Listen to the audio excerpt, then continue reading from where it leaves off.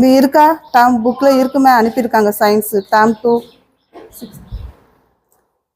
எடுத்து ஓப்பன் பண்ணால் பண்ணி வச்சுக்கோங்க. இருக்கா? Science 7th standard 2nd term வெப்பம்.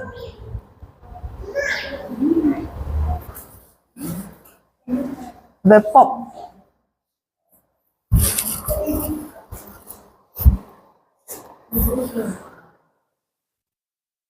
வெப்பத்தை நம்ம என்ன எப்படிலாம் உணரலாங்கிறத ஃபர்ஸ்ட் இன்ட்ரோடக்ஷனாக கொடுத்துருக்காங்க. அறிமுகம் ஓப்பன் பண்ணிட்டீங்களா? வரலையா?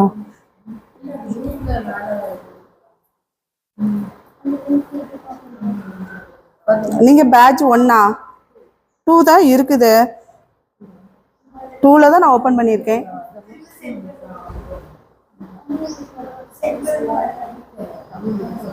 சென்ட் பண்ணவா? 2கே மறுபடியும் போய் பண்ணலாமா?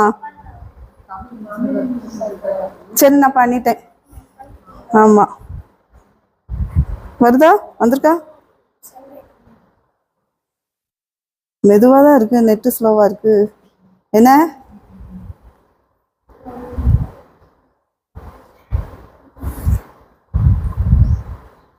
ஐயோ, வாய்ஸ் மெசேஜும் வருது. தெரியும் வந்துட்டா உங்களுக்கு?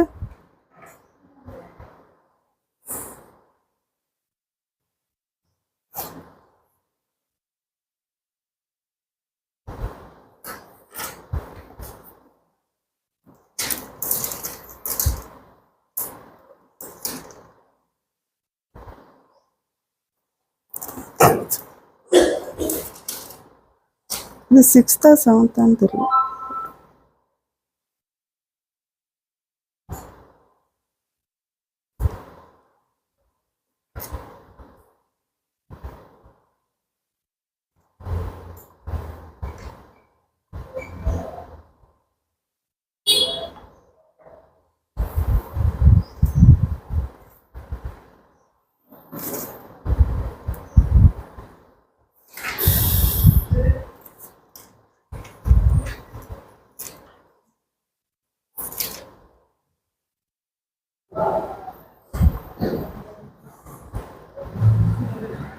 ஓப்பன் ஆயிட்டா? அது புக்கு தான், டேர்ம் புக்கு தான். வச்சிருக்கீங்களா யாராவது புக்கு? 2nd டேர்ம் சயின்ஸ் 6ஆம் வகுப்பு தான் போட்டிருக்கு. 6ஆம் வகுப்பு 6th தான் இருக்கா? டேர்ம் புக்கு தான் 6th தான் போட்டிருக்கு. நான் 7th நினச்சிட்டேன். நான் 7th 6th தான்.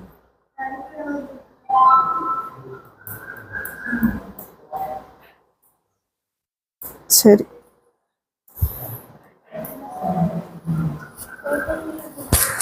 போட்டுவிட்டேன். ஆமாம், 6th 2nd டேர்ம் வைப்போம். வந்துட்டோம். அது இருக்கு, ஆல்ரெடி குரூப்ல இருக்குது.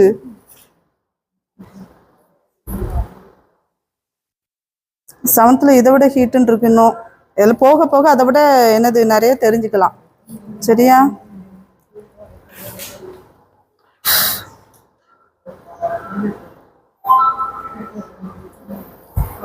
வெப்பத்தை நம்ம எப்படி உணர்றோங்கிறத ஃபர்ஸ்ட் போட்டிருக்கு. சூரிய ஒளி லைட், அது சூரிய ஒளி நம்ம உடம்புல படும்போது நமக்கு வெப்பம் உணர்றோம். அதை பத்தி கொடுத்துருக்கான். அப்புறம் வெப்ப மூலங்கள், எதுல இருந்தெல்லாம் நமக்கு வெப்பம் கிடைக்குதோ அதுதான் வெப்ப மூலங்கள். ஃபர்ஸ்ட் வெப்ப மூலம்னு சொன்னாலே எது? சூரியன் தான். ரெண்டாவது அவங்க என்ன போடுறாங்கன்னா எரிதல். ஏதாவது ஒன்று எரிஞ்சிச்சுன்னா, விறகு ஏதாவது எரிஞ்சிச்சுன்னா நமக்கு வெப்பம் உணர்றோமா, அது கொடுத்துருக்கான். ரெண்டாவது உராய்தல். உராய்தல் மூலமும் வெப்பம் வெளியிடப்படுது. அதை நம்ம கை தேய்க்கிற மாதிரி அப்படி கொடுத்துருக்காங்க. மூணாவது மின்சாரம். மின்சாரம் ஒரு இடத்துல கரண்ட் இருக்கும்போது அதில் என்னது வெப்பம் ஃபார்ம் ஆகுது. அதை பயன்படுத்தி தான் நமக்கு எதெல்லாம் பயன்படுறாங்க? அயன் பாக்ஸு, வாட்டர் ஹீட்ரு, அதெல்லாம் பயன்படுது அந்த கருவிகள். அடுத்தது போதும், இவ்வளோ வெப்ப மூலங்களுக்கு கொடுத்துருக்காங்க. அடுத்தது வெப்பம்னா என்னங்கிற ஒரு டெஃபினிஷன் கொடுத்துருக்காங்க.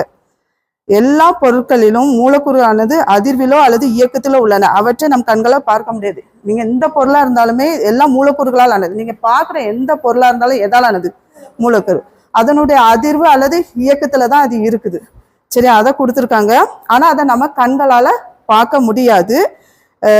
இப்போ பொருட்களை வெப்பப்படுத்தும் போது அதில் உள்ள மூலக்கூறுகள் அந்த அதிர்வும் இயக்கமும் அதிகரிக்கின்றன, அதோடு பொருட்களின் வெப்பநிலை உயர்கிறது. ஒரு பொருளை நீங்க இந்த இதே வெப்பப்படுத்துங்களா, இதுல மூலக்கூறுகள் என்ன ஆகும்? அதிர்வடையும், இயக்கம் அடையும். அதனாலதான் அது வெப்பம் அடையுது. சரியா? வெப்பநிலையை உணர்றோம். வெப்பங்கிறதுக்கு டெஃபினிஷன் பாருங்க. வெப்பம் என்பது ஒரு பொருளின் வெப்பநிலையை உயரச் செய்வது. ஒரு பொருளின் வெப்பநிலையை உயரச் செல்வது, அப்புறம் உயரச் செய்து மூலக்கூறுகளை வேகமாக இயங்க வைக்கக்கூடிய ஒரு வகையான ஆற்றல் என புரிந்து கொள்ள வேண்டும். நீங்க வெப்பம் தனியா எடுத்துக்கோங்க, வெப்பநிலைன்னு தனியா எடுத்துக்கோங்க. என்ன சரியா? வெப்பங்கிறது வேற, வெப்பநிலைங்கிறது வேற. இப்ப நம்ம இப்ப நீர் இருக்கு, அதை நீருன்னு சொல்றோம். அது ஆவியாகி மேல போய் மழையா பெஞ்சா மழைன்னு தானே சொல்றோம். அதை நம்ம நீர்னா சொல்றோம். எப்படி சொல்றோம்? அதே மாதிரிதான் இது என்னது, வெப்பம் வேற, வெப்பநிலைங்கிறது வேற. ஆனா வெப்பம்தான். என்ன, வெப்பங்கிறது ஒரு வகையான ஆற்றல். வெப்பநிலைங்கிறது அந்த வெப்பத்தை அளக்கக்கூடிய அளவு. அவ்வளவுதான். சரிங்களா? வெப்பங்கிறது ஒரு வகையான ஆற்றல். வெப்பங்கிறது மூலக்கூறுகளை வேகமாக இயங்க வைக்கக்கூடிய ஒரு வகையான ஆற்றல் என நாம் புரிந்து கொள்ள வேண்டும். அவ்வளவுதான். அடுத்தது, வெப்பம் என்பது ஒரு பொருள் அல்ல, அது இடத்தினை ஆக்கிரமிப்பதும் இல்லை. ஒரு பருப்பொருளா இருந்தாதான் அது இடத்தை ஆக்கிரமிக்கும். மற்றபடி வெப்பங்கிறது ஒரு ஆற்றல். இப்ப நம்ம ஒரு காற்றை நம்ம உணர்றோம்ல, அது ஒரு அது மாதிரி சூரிய ஒளி, மின்சாரம், இதெல்லாமே நம்ம கண்ணால பார்க்க முடியுமா? ஸோ எல்லாமே ஒரு ஆற்றலா தான் நம்ம கன்வெர்ட் பண்ணி யூஸ் பண்றோம். சரிங்களா? அப்ப எல்லாமே என்னது, வெப்பம், ஒளி, இன்னொரு ஒளி சவுண்டு, அந்த ஒளி, இது எல்லாமே என்னது, ஆற்றல். சரியா? அது இடத்தையோ ஆக்கிரமிக்காது அப்படின்னு சொல்றாங்க. அடுத்தது, ஒரு பொருளில் அடங்கியுள்ள மூலக்கூறுகளின் இயக்க ஆற்றலே வெப்பம் என வரையறுக்கப்படும். கொடுப்பான் சில நேரம் டெஃபினிஷன் கொடுத்து. ஒரு பொருளில் அடங்கியுள்ள மூலக்கூறுகளின் இயக்க ஆற்றலை தான் நம்ம என்ன சொல்றோம், வெப்பம். அந்த மூலக்கூறுடைய இயக்கம் இருந்தாதான் அதை நம்ம என்னது, வெப்பம்னு சொல்றோம். வெப்பத்தினுடைய எஸ்ஐ அலகு என்னது, ஜூல். ஆற்றலின் அலகு என்னது, ஜூல். அப்ப வெப்பங்கிறது ஒரு ஆற்றல் தானே சொல்லியிருக்கோம், அப்ப ஜூல்னு சொல்லணும். நீங்க கெல்வினோ செல்சியஸோ சொல்லிடக்கூடாது. வெப்பத்தின் அலகு என்னது, ஜூல், ஆற்றல் அப்படின்னு நான் வச்சிருக்கேன். அடுத்தது அடுத்தது குளிரான பொருட்களை பத்தி சொல்றாங்க. என்னன்னா, அன்றாட இப்ப இது என்னன்னா வெப்பநிலைக்கு வருது. ஒரு பொருள் குளிர்ச்சியா இருந்தாலும் அது வெப்பநிலையில இருந்துச்சோ அதை தான் என்ன சொல்றாங்கன்னா வெப்பநிலைன்னு சொல்றாங்க. ஒரு பொருள் குளிர்ச்சியா இருக்கலாம் அல்லது ஹீட்டா வெப்பமா இருந்துச்சுன்னா அதை வெப்பநிலை என்ன சொல்றாங்க. அடுத்த கட்டிங்க்கு போயிடும்.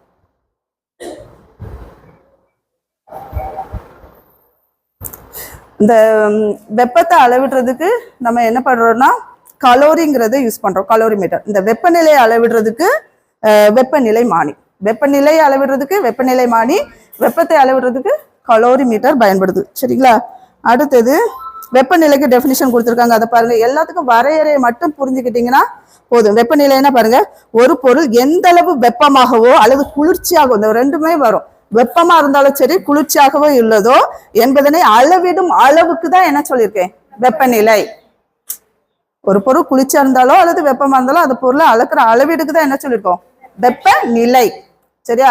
வெப்பநிலையின் அலகு என்னது, 3 அலகு இருக்கு. செல்சியஸ் இருக்கு, கெல்வின் இருக்கு, ஃபாரன்ஹீட் இருக்கு. ஆனா எஸ்ஐ அலகுன்னு கேட்டா கெல்வின் சொல்லணும். எஸ்ஐ யூனிட் என்னது, வெப்பநிலையின் எஸ்ஐ அலகு கெல்வின். மற்றபடி 3ஐயும் கொடுத்துட்டு இவை அனைத்தும் கொடுத்துட்டு இவை அனைத்தும் போடலாம், வெப்பநிலை அளவிடும் அளவீடுகள். மற்றபடி எஸ்ஐ அலகுன்னு கேட்டா கெல்வின் மட்டும் போடும். சரியா? அது ஒரு ஒன் வேர்டு. இப்ப புரிஞ்சுச்சா? வெப்பநிலைக்கு வேற டெஃபினிஷன், வெப்பத்துக்கு வேற டெஃபினிஷன். சரியா? அவன் கொடுத்து கேட்கலாம். அடுத்தது இதெல்லாம் பார்த்தாச்சுலாம். செல்சியஸுக்கு இன்னொரு பேர் என்ன சொல்லிருக்காங்கன்னா சென்டிகிரேட். என்ன சொல்லலாம், சென்டிகிரேட். அதே மாதிரி இதுல ஒன்று நிச்சயமா சொல்றேன். செல்சியஸ், ஃபாரன்ஹீட், கெல்வின் சொல்றோம்ல. செல்சியஸ்னாலும் டிகிரியில போடலாம். சரியா? கெல்வினுக்கு டிகிரி வராது, ஃபாரன்ஹீட்டுக்கு டிகிரி வரும். சரியா? டிகிரி வராதது என்னது, கெல்வின். அதை மைண்ட்ல நான் வச்சிருக்கேன். சரியா? அடுத்தது இதெல்லாம் இந்த செயல்பாடு.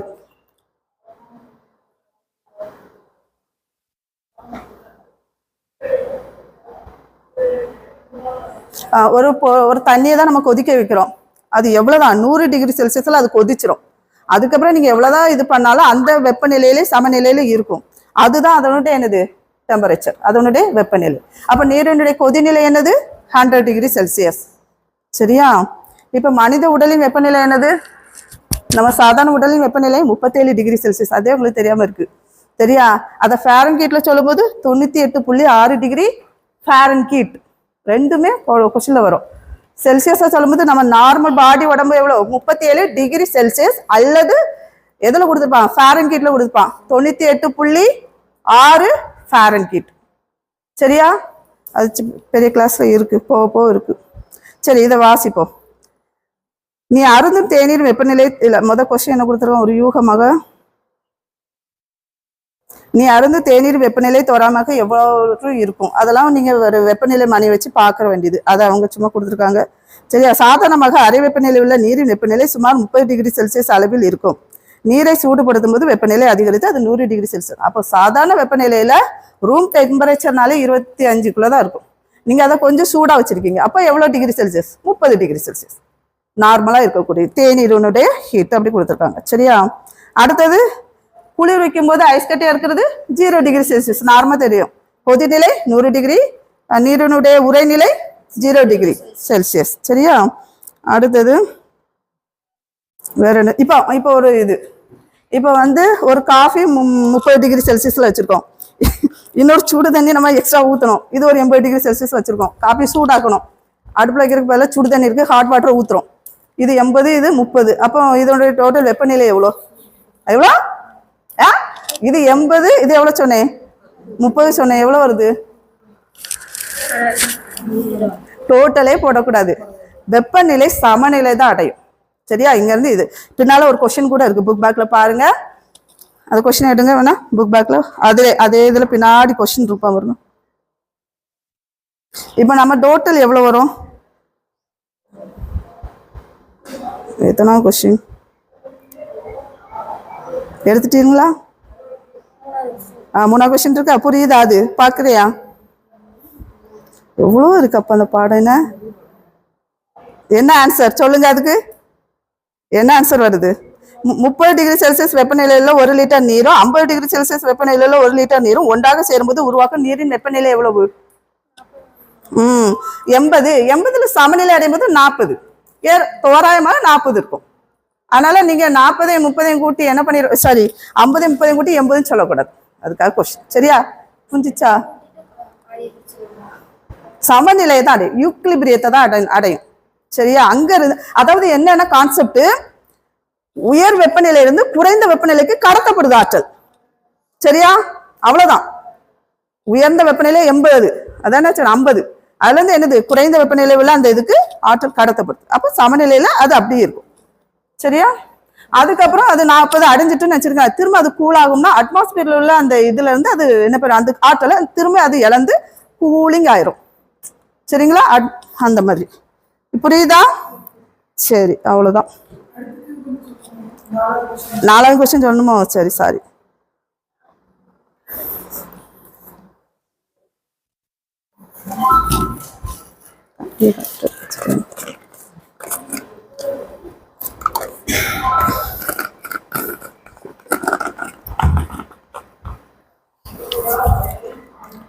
ஐம்பது டிகிரி செல்சியஸ் வெப்பநிலையில ஒரு இரும்பு குண்டினை 50 டிகிரி செல்சியஸ் வெப்பநிலையில நீர் நிரம்பிய முகவில் போடும்போது வெப்பமானது சொல்லுங்க.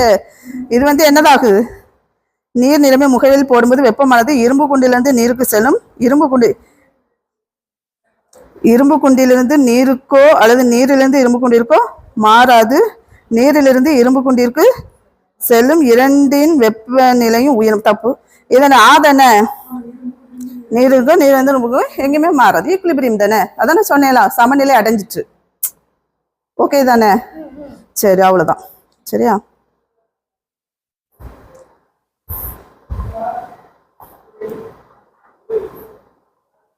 அந்த பாக்ஸுக்குள்ள இருக்கிறதெல்லாம் கண்டிப்பா வாசிங்க. என்ன டூ யூ நோ கொஸ்டின்லாம் அது இருந்தா விட்டுறாதீங்க.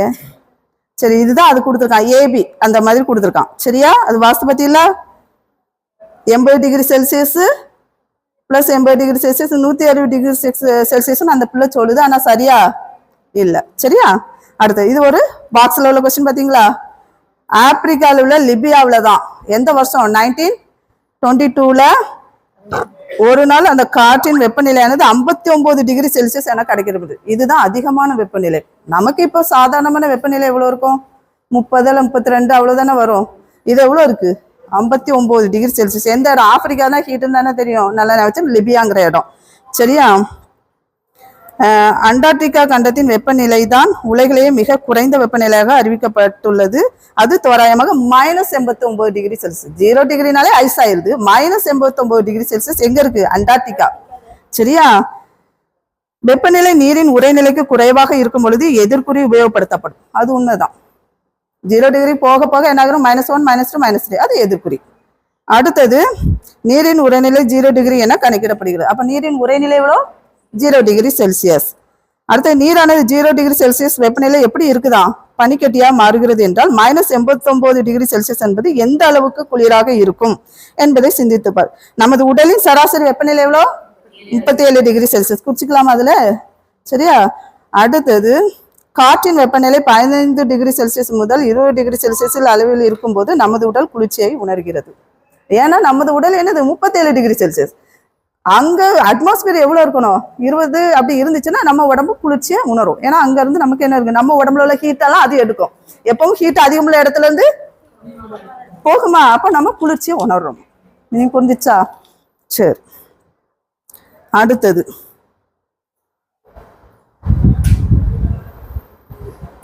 சரி, வெப்பம் மற்றும் வெப்பநிலை பத்தின வேறுபாடு. சரியா? வெப்பமும் வெப்பநிலையும் ஒன்றல்ல, அவை இரு மாறுபட்ட காரணிகள் தான். வெப்பநிலையானது ஒரு பொருளில் அணுக்கள் அல்லது மூலக்கூறுகள் எவ்வளவு வேகத்தில் இயங்குகின்றன அல்லது அதிர்கின்றன என்பதை பொறுத்ததுதான் வெப்பநிலையா. வெப்பமானது வெப்பநிலையை மட்டுமல்ல, ஒரு பொருளில் எவ்வளவு மூலக்கூறுகள் உள்ளது என்பதையும் பொறுத்தது. ஒரு மூலக்கூறுடைய எண்ணிக்கையை பொறுத்தது வெப்பம். அந்த இயக்கம் உண்டு, ஆனா அதை விட என்னது? மூலக்கூறுடைய எண்ணிக்கையை பொறுத்ததுதான் என்னது? வெப்பம். அடுத்தது, வெப்பநிலையானது மூலக்கூறு, இதுதான் ரொம்ப முக்கியமான பாயிண்ட், 3வது பாயிண்ட். நல்ல அதுல ஒன் வேர்ட் இருக்கு. வெப்பநிலையானது மூலக்கூறுகளின் சராசரி இயக்க ஆற்றலை குறிப்பிடும். ஒரு பொருள், அதுல மூலக்கூறு இருக்கு, சரி, அதனுடைய மொத்த இயக்க ஆற்றலை தான் நம்ம எதா கன்சிடர் பண்ணோம்? வெப்பம்னு கன்சிடர் பண்றோம். மொத்த இயக்க ஆற்றலை தான் நம்ம வெப்பம்னு சொல்றோம். இதே இது வெப்பநிலைன்னா என்னன்னு பாருங்க.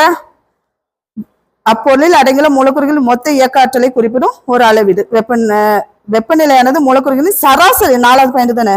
வெப்பநிலையானது மூலக்கூறுகளின் சராசரி இயக்க ஆற்றலை குறிப்பிடுவது வெப்பநிலை. வெப்பங்கிறது மொத்த இயக்க ஆற்றலை குறிப்பிடுவது, சராசரி இயக்க ஆற்றலை குறிப்பிடுவது வெப்பநிலை. சரியா?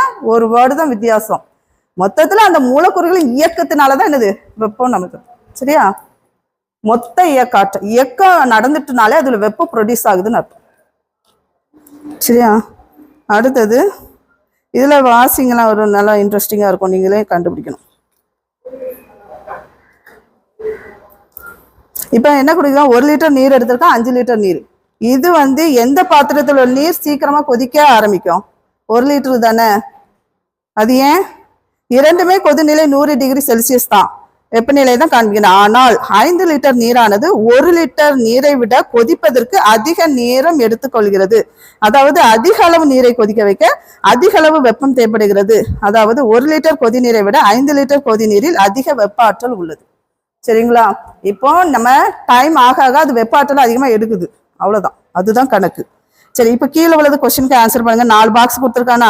ஒவ்வொரு இணையிலும் எதில் வெப்ப ஆற்றல் அதிகம் உள்ளதுன்னு டிக் பண்ணணும். இந்த 2 இணையில எது, இந்த 2 இணையில எது? 1 லிட்டர் கொதிநீர் இருக்கு 100 டிகிரி செல்சியஸ். 1 லிட்டர் கொடுக்கலையோ, ஒரு கோப்பை கொதிநீர், 1 ஸ்பூன் கொதிநீர். இதுல எதுக்கு அதிக வெப்ப ஆற்றல் இருக்கும்? அதுல இது தேக்கரண்டி கம்மி, மூலக்கூறு கம்மி, அப்ப எதுக்கு அதிகம்? சரியா? அப்ப இது இது ஆப்ஷன் டிக் பண்ணிக்கலாம். அப்படிதானே? வெப்ப ஆற்றல் எதுக்கு அதிகமா இருக்கு? அதிக மூலக்கூறு இருந்தா தானே அது அவ்வளோத்தையும் எடுத்துக்குது. அடுத்தது 60 டிகிரி சூடான நீர், ஆனா 1 லிட்டர், ரெண்டுமே 1 லிட்டர். இது 60 டிகிரி, இது 90 டிகிரி. 90 டிகிரி. எதுக்கு வெப்ப ஆற்றல் அதிகமோ அதுக்குதான் வெப்ப ஆற்றல் அதிகம் சொல்லுவோம். சரியா? சரி, வெப்ப ஆற்றலை என்ன பாருங்க, வெப்ப ஆற்றலை நாம் கலோரியில் அளவிடலாம். சரியா? வெப்ப ஆற்றலை அளக்கிறது என்னது? கலோரி. வெப்பனாலே ஆற்றல் தானே சொன்னேன், கலோரி. அடுத்தது நீங்க இந்த கலோரிக்கு ஒரு டெஃபினிஷன் கொடுத்துருப்பாங்க. கலோரினா நம்ம எப்படி கண்டுபிடிக்கணும்? 1 கிராம் நீரில் 1 கிராம் நீரை எடுத்துக்கிட்டு 1 டிகிரி செல்சியஸ் உயர்த்துறதுக்கு எவ்வளவு வெப்பாற்றல் கொடுக்குறோமோ அந்த வெப்பாற்றலின் அளவை தான் 1 கலோரின்னு சொல்றோம். சரி, அதுக்கு ஒரு அளவு எவ்வளவு வச்சிருக்கான்? 1 கிராம் நீர், 1 கிராம் அதானே கொடுத்துருக்கான். 1 கிராம் நீரின் வெப்பநிலை 1 டிகிரி செல்சியஸ் உயர்த்துறதுக்கு நம்ம கொடுக்குற வெப்ப ஆற்றலின் அளவை தான் நம்ம என்ன சொல்றோம்? 1 கலோரி. கேட்பான். இது 10th 2 மார்க் கொஸ்டின். முக்கியமான 2 மார்க் கொஸ்டின். சரியா?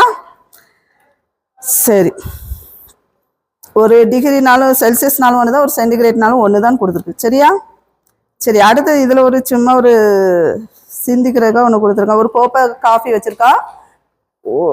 பரந்த ஒரு தண்ணீர் பரப்பு குளம் இருக்குது. குளத்து பக்கத்துலேருந்து குடிக்கிறா. இதில் வந்து என்ன கொஸ்டின் கேட்டிருக்கான்? தேநீர் கோப்பை அதிக வெப்பாற்றலை உள்ளடக்கி இருக்கிறதா அல்லது குளம் அதிக வெப்பாற்றலை உள்ளடக்கிறதா நீங்கள் எதை நினைக்கிறீர்கள்? தேநீரின் வெப்பநிலை அதிகமாக இருந்தாலும் கூட தேநீர் குவளையில் இருக்கும் தேநீரில் உள்ள மூலக்கூறின் எண்ணிக்கையை காட்டிலும் குளத்தில் உள்ள நீரின் அளவும் அதிக மூலக்கூறின் எண்ணிக்கையும் பல மடங்கு அதிகம். எனவே குளத்தில் தான் வெப்ப ஆற்றல் அதிகம். வெப்பாற்றல் எதை பொறுத்து தான்? மூலக்கூறுடைய எண்ணிக்கையை பொறுத்து. அதனாலதான் அது அதிகமான வெப்பாற்றல் 5 லிட்டருக்கு அதிகமா நேரம் எடுத்து அது என்னது அந்த வெப்பாற்றலை எடுக்குது. சரிங்களா? 1 லிட்டருக்கும் அதுக்கும். அப்ப இது புரிஞ்சிச்சா? கான்செப்ட் புரிஞ்சிட்டலாம். சரி, அடுத்தது வெப்பம் பரவுது, எப்படிலாம் பரவுதுங்கிறத நம்ம பார்க்க போறோம். நீர் மட்டமும் வெப்பநிலையும். சரியா? இதுக்கு ஒப்பிட்டு இருக்காங்க. நீர் மட்டத்தை வெப்பநிலைக்கு ஒப்பிட்டு இருக்காங்க. வெப்பநிலையானது வெப்ப ஆற்றல் பாயும் திசையை நிர்ணயிக்கிறது. வெப்பநிலையானது வெப்ப ஆற்றல் பாயும் திசையை நிர்ணயிக்கிறது. இப்போ வேற ஒன்றும் இல்லை, நான் இப்போ சொன்னேன்ல 50 30. அப்போ எங்க அந்த வெப்பநிலை எதை தீர்மானிக்காது? பாயிர திசை தீர்மானிக்குதா? கூட இருந்து குறைவா? அதை தான் சொல்லுது. அடுத்தது பாருங்க, நீர் உயரமான பகுதி. இதுக்குதான் ஒரு எக்ஸாம்பிள். நீர் உயரமான பகுதியிலிருந்து தாழ்வான பகுதிக்கு பாய்வது போல வெப்ப ஆற்றலானது உயர்ந்த வெப்பநிலையில் உள்ள பொருளிலிருந்து குறைந்த வெப்பநிலையில் உள்ள பொருளுக்கு கடத்தப்படுது. நீரானது உயரமான இடத்திலிருந்து பழத்தை நோக்கி தான் எப்பவுமே பாயும். அதுதான் கான்செப்ட். அதுக்கு நம்ம எந்த எனர்ஜியுமே கொடுக்க தேவையில்லை, அது ஆட்டோமேட்டிக்கா போயிடும். உயரத்திலிருந்து தண்ணி என்னது சல்லுன்னு போயிடும். அதுக்கு நம்ம எனர்ஜியே கொடுக்க தேவையில்லை. அதே மாதிரி தான் இதுவும். எந்த பக்கம் நீர் குறைவாக உள்ளது என்பதை பொறுத்ததல்ல, அது குட்டையிலிருந்து பெரிய நீர்த்தேக்கத்துக்கு பாயலாம் அல்லது நீர்த்தேக்கத்திலிருந்து குட்டையை நோக்கி பாயலாம். நீர் மட்டமே தான் நீர் பாயும் திசையை தீர்மானிக்கும். நீர் மட்டம் இப்படி இதை விட இது பள்ளமான அந்த மட்டத்தை பொறுத்து, பள்ளமான அந்த பட்டது பாயுது. அதை தான் அவங்க சொல்றாங்க. அதே மாதிரி தான் வெப்பமும் வெப்பாற்றலும் பாயுது. சரிங்களா? அடுத்தது வேற என்ன கொடுத்துருக்கோம்? அது வந்து வேற ஒன்றும் இல்லை, வெப்பம் பரவலாக சொல்றாங்க. வெப்பம் எப்படிதான் பரவும்? உயர்ந்ததுல இருந்து குறைந்ததுக்கு. அடுத்தது, நீ சூடான காப்பி கோப்பையை கையில் பிடித்துள்ள வெப்ப ஆற்றல் எப்படி இருக்குங்கிறது ஃபர்ஸ்ட் கொஸ்டின். உன் உடலிருந்து காப்பிக்கு செல்கிறதா அல்லது காப்பிலிருந்து உன் உடலுக்கு பாய்கிறதா? அதெல்லாம் சும்மா நம்ம ஜென்ரலா கொடுக்கக்கூடியது. ஒரு கோடை நாளில் நீ வெயில நிற்கிறாய். வெளி வெப்பநிலையான 40 டிகிரி செல்சியஸ் அளவில் உள்ளது. உடலின் வெப்பநிலையானது 37 டிகிரி செல்சியஸ். அப்ப ஆற்றல் எங்க இருந்து எங்க பாயுதுங்கிறதான் சொல்றான். 40 டிகிரில இருந்து நமக்கு தான் மண்டை சுடும். சரியா? அதுதான் கொடுத்துருக்கான். இதெல்லாம் சும்மா ஜென்ரல். சரி, காற்று மூலக்கூறு வந்து உன் உடலுக்கு பாய்கிறது. இது வெப்பம். ஒரு பொருள் மற்றொரு பொருளின் வெப்பநிலை பாதிக்குமானால் அவை இரண்டும் வெப்ப தொடர்பில் உள்ளன எனலாம். வெப்ப தொடரில் உள்ள இரு பொருட்களின் வெப்பநிலையும் சமமாக இருந்தால் அவை வெப்ப சமநிலையில் உள்ளன சொன்னேன். வெப்ப சமநிலை. சரியா? இப்ப அந்த கான்செப்ட் வந்துட்டு, எடுத்துக்காட்டாக குளிர்சாதன பெட்டியிலிருந்து எடுத்து சமையலறை மேடையில் வைக்கப்பட்ட பால் பாத்திரமும் சமையலறை மேடையும் வெப்ப தொடர்பில் உள்ளன. குறிப்பிட்ட நேரத்துக்கு பின் அவை ஒரே வெப்பநிலைக்கு வருகின்றன. அப்பொழுது அவை வெப்ப சமநிலையில் உள்ளன. குளிர்ந்ததை எடுத்து நம்ம மேலே வச்சுட்டோம்னா நம்ம அட்மாஸ்பியர் வெப்பம் ஹீட்டா இருக்கும், ஃப்ரிட்ஜுக்குள்ள இருக்கிறது கூலா இருக்கும். அது கொஞ்ச நேரத்துல கூலிங் போயிருதா? அதை தான் அவங்க சொல்றாங்க. சரி, அடுத்தது திண்ம பொருட்கள் விரிவடைதல். திண்ம பொருட்கள் எப்படி விரிவடையுது? நீங்க இந்த ரயில்வே டெக் அதெல்லாம் நிறைய கொடுத்துருக்கான். பொருட்களை வெப்பப்படுத்தும் பொழுது விரிவடைந்து குளிர்விக்கும் போது சுருக்கம் அடைகின்றன. இதுதான் மெயின் பாயிண்ட். ஒரு பொருளை வெப்பம் அடைக்கும் போது அது என்ன ஆகுதான்? விரிவடையுது. அது திண்ம பொருள். இரும்பா எடுத்தாலும் சரி, எந்த உலோகமா எடுத்தாலும் சரி. அதை தான் ரயில்வே டேக்லாம் அந்த கம்பி இருக்குல்ல, கொஞ்சம் கேப் விட்டு தான் வைப்பாங்களா. ஏன்னா வெப்ப காலத்தில் விரிவடையும் போது என்ன வளைஞ்சு உள்ள போகும். அப்போ ட்ரெயின் ஒழுங்கா போகும். நீங்க கேப்பே விடாம நல்லா வச்சிருந்தீங்கன்னா என்ன ஆகும்னா அது வளைஞ்சு ஆக்சிடென்ட் உருவாகுமா அப்படின்னு சொல்லிட்டு போட்டிருக்கான் அதுல. சரியா?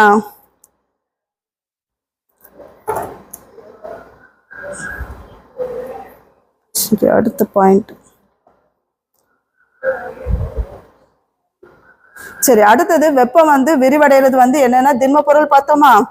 அடுத்தது அதுல 3 வகையான வெப்ப விரிவு நடக்குது. நீள் வெப்ப விரிவு, பரும வெப்ப விரிவு. புரியுதுங்களா? இப்ப வந்து ஒரு சதுர பொருள் இருக்கு, அதுல ஒரு நீள கம்பி வச்சுக்கிட்டோமே, ஹீட் பண்ணும்போது அதோட நீளத்துல விரிவு ஏற்படுமா? வெப்பத்தினால நீளத்துல விரிவு ஏற்படும். அதே மாதிரி ஒரு இவ்வளவு அளவு தண்ணி வச்சிருக்கோம்னு வச்சுக்கலாம், அதை நம்ம வெப்பப்படுத்தும் போது அதனுடைய பருமன் அளவு உயருமா வெப்பநிலை. அதுதான் என்ன கொடுத்துருக்கான், நீள் மற்றும் பரும விரிவு. வெப்பத்தால பொருட்கள் விரிவடையுது.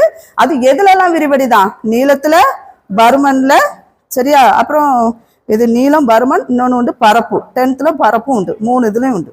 பரப்பும் விரிவடையும், நீளத்திலையும் விரிவடையும், அண்ட் பருமன்லையும் விரிவடையும். சரியா. ஒரு பொருள் வெப்பத்தால விரிவடைங்கிறது உண்மை. சரி, அதை கொடுத்துருக்காங்க. வெப்பத்தினால் பொருட்களின் நீளத்தில் ஏற்படும் அதிகரிப்பு நீள் விரிவு என்று பொருள். அதே இது பொருளின் பருமனில் ஒரு விரிவு ஏற்பட்டுச்சுன்னா பரும விரிவு. ஏரியால பரப்புல விரிவு ஏற்பட்டுச்சுன்னா பரப்பு விரிவு. அவ்வளவுதான், இதுதான் உண்டு. சரி,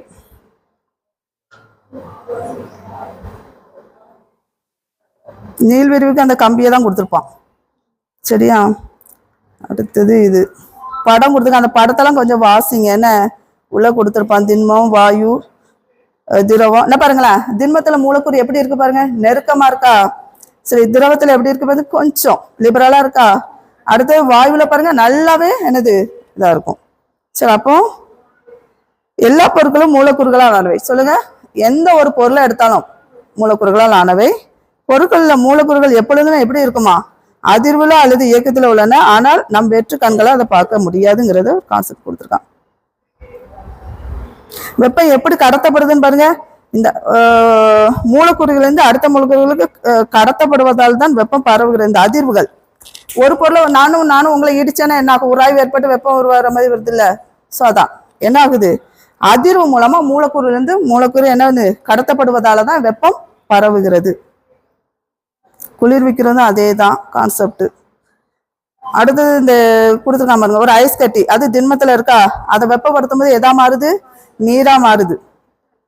அதை குளிர்விக்கும் போது திரும்ப திண்ம பொருளா மாறும். சரியா. அதே ஒரு திரவத்தை என்ன பண்றோம், வெப்பப்படுத்தும் போது என்ன ஆகுது, ஆவியா மாறுது. திரும்ப அதை குளிர்விக்கும் போது தண்ணியா மாறுது. சரியா, இதை கொஞ்சம் ஞாபகம் வச்சுக்கோங்க. இது எல்லாமே அங்க நம்ம படிச்ச கான்செப்ட தான் இப்படி சின்ன கொடுத்துருக்கான் என்ன பாக்ஸுக்குள்ள. சரி, இந்த வெப்ப விரிவுனால நமக்கு ஏற்படக்கூடிய பயன்கள் என்னன்னு கொடுத்துருக்கான்.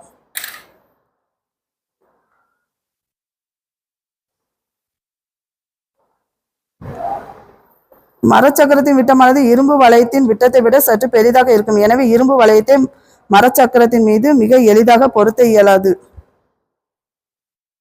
சற்று பெரிதாக இருக்கும். எனவே இரும்பு வளையத்தை முதலில் உயர்ந்த வெப்பநிலைக்கு வெப்பப்படுத்த வேண்டும். அப்படி டைட்டா ஃபிட் பண்ணணும்னா என்ன பண்ணணும், அதோட இரும்பை விட அது சின்னதா இருக்கும், அதை வெப்பப்படுத்தும் விரிவடையும். அதனால அப்படி போடுறாங்க.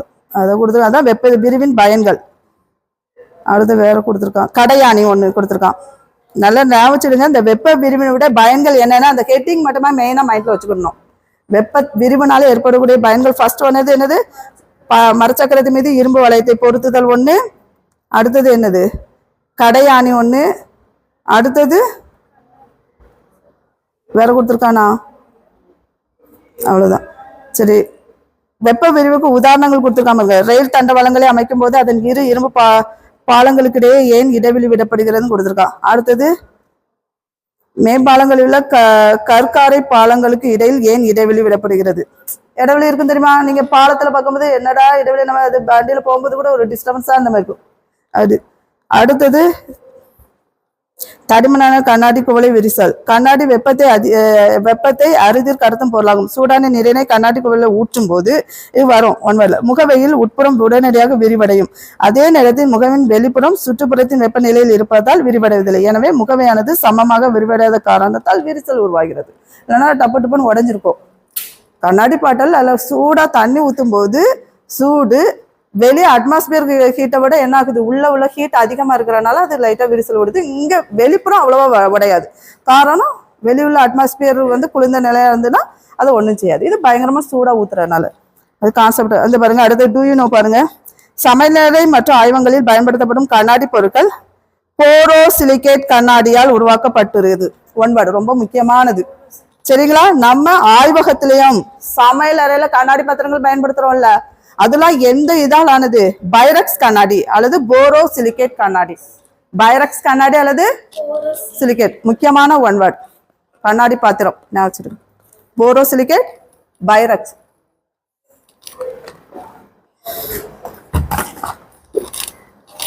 முக்கியமான ஒன்வேர்டு. சரியா. இந்த பாருங்களேன், இந்த கண்ணாடி பொருட்களை வெப்பப்படுத்தும் போது மிக குறைவாகவே விரிவடைகின்றன. எனவேதான் இவற்றில் விரிசல் ஏற்படுகின்றன. இந்த கண்ணாடி பயன்படுத்தலாம். எவ்வளவு ஹீட்டானதை ஊத்தினாலும் உடையாது, விரிசல் ஏற்படாது. அது என்ன கண்ணாடி? பைரக்ஸ் கண்ணாடி, போரோசிலிகேட் கண்ணாடின்னு சொல்லலாம். சரியா? அடுத்தது வேற என்ன கொடுத்துருக்கான்? என்ன பாருங்க, நீங்க எப்பவும் புக்கு வாசிக்கும் போது நினைவில் கொள்க அடிக்கடி வாசித்து விடுங்க. நினைவில் கொள்க லாஸ்ட்ல இருக்கும்.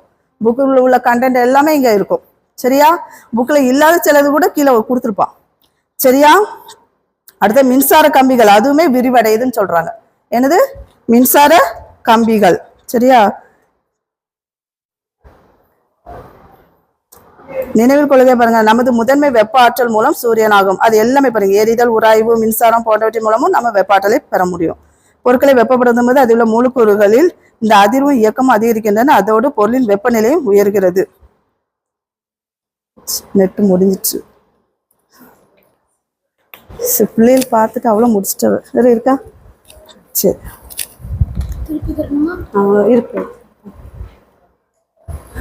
நான் கவனிக்கவே இல்லை, சும்மா எடுத்துட்டு வந்துட்டேன்.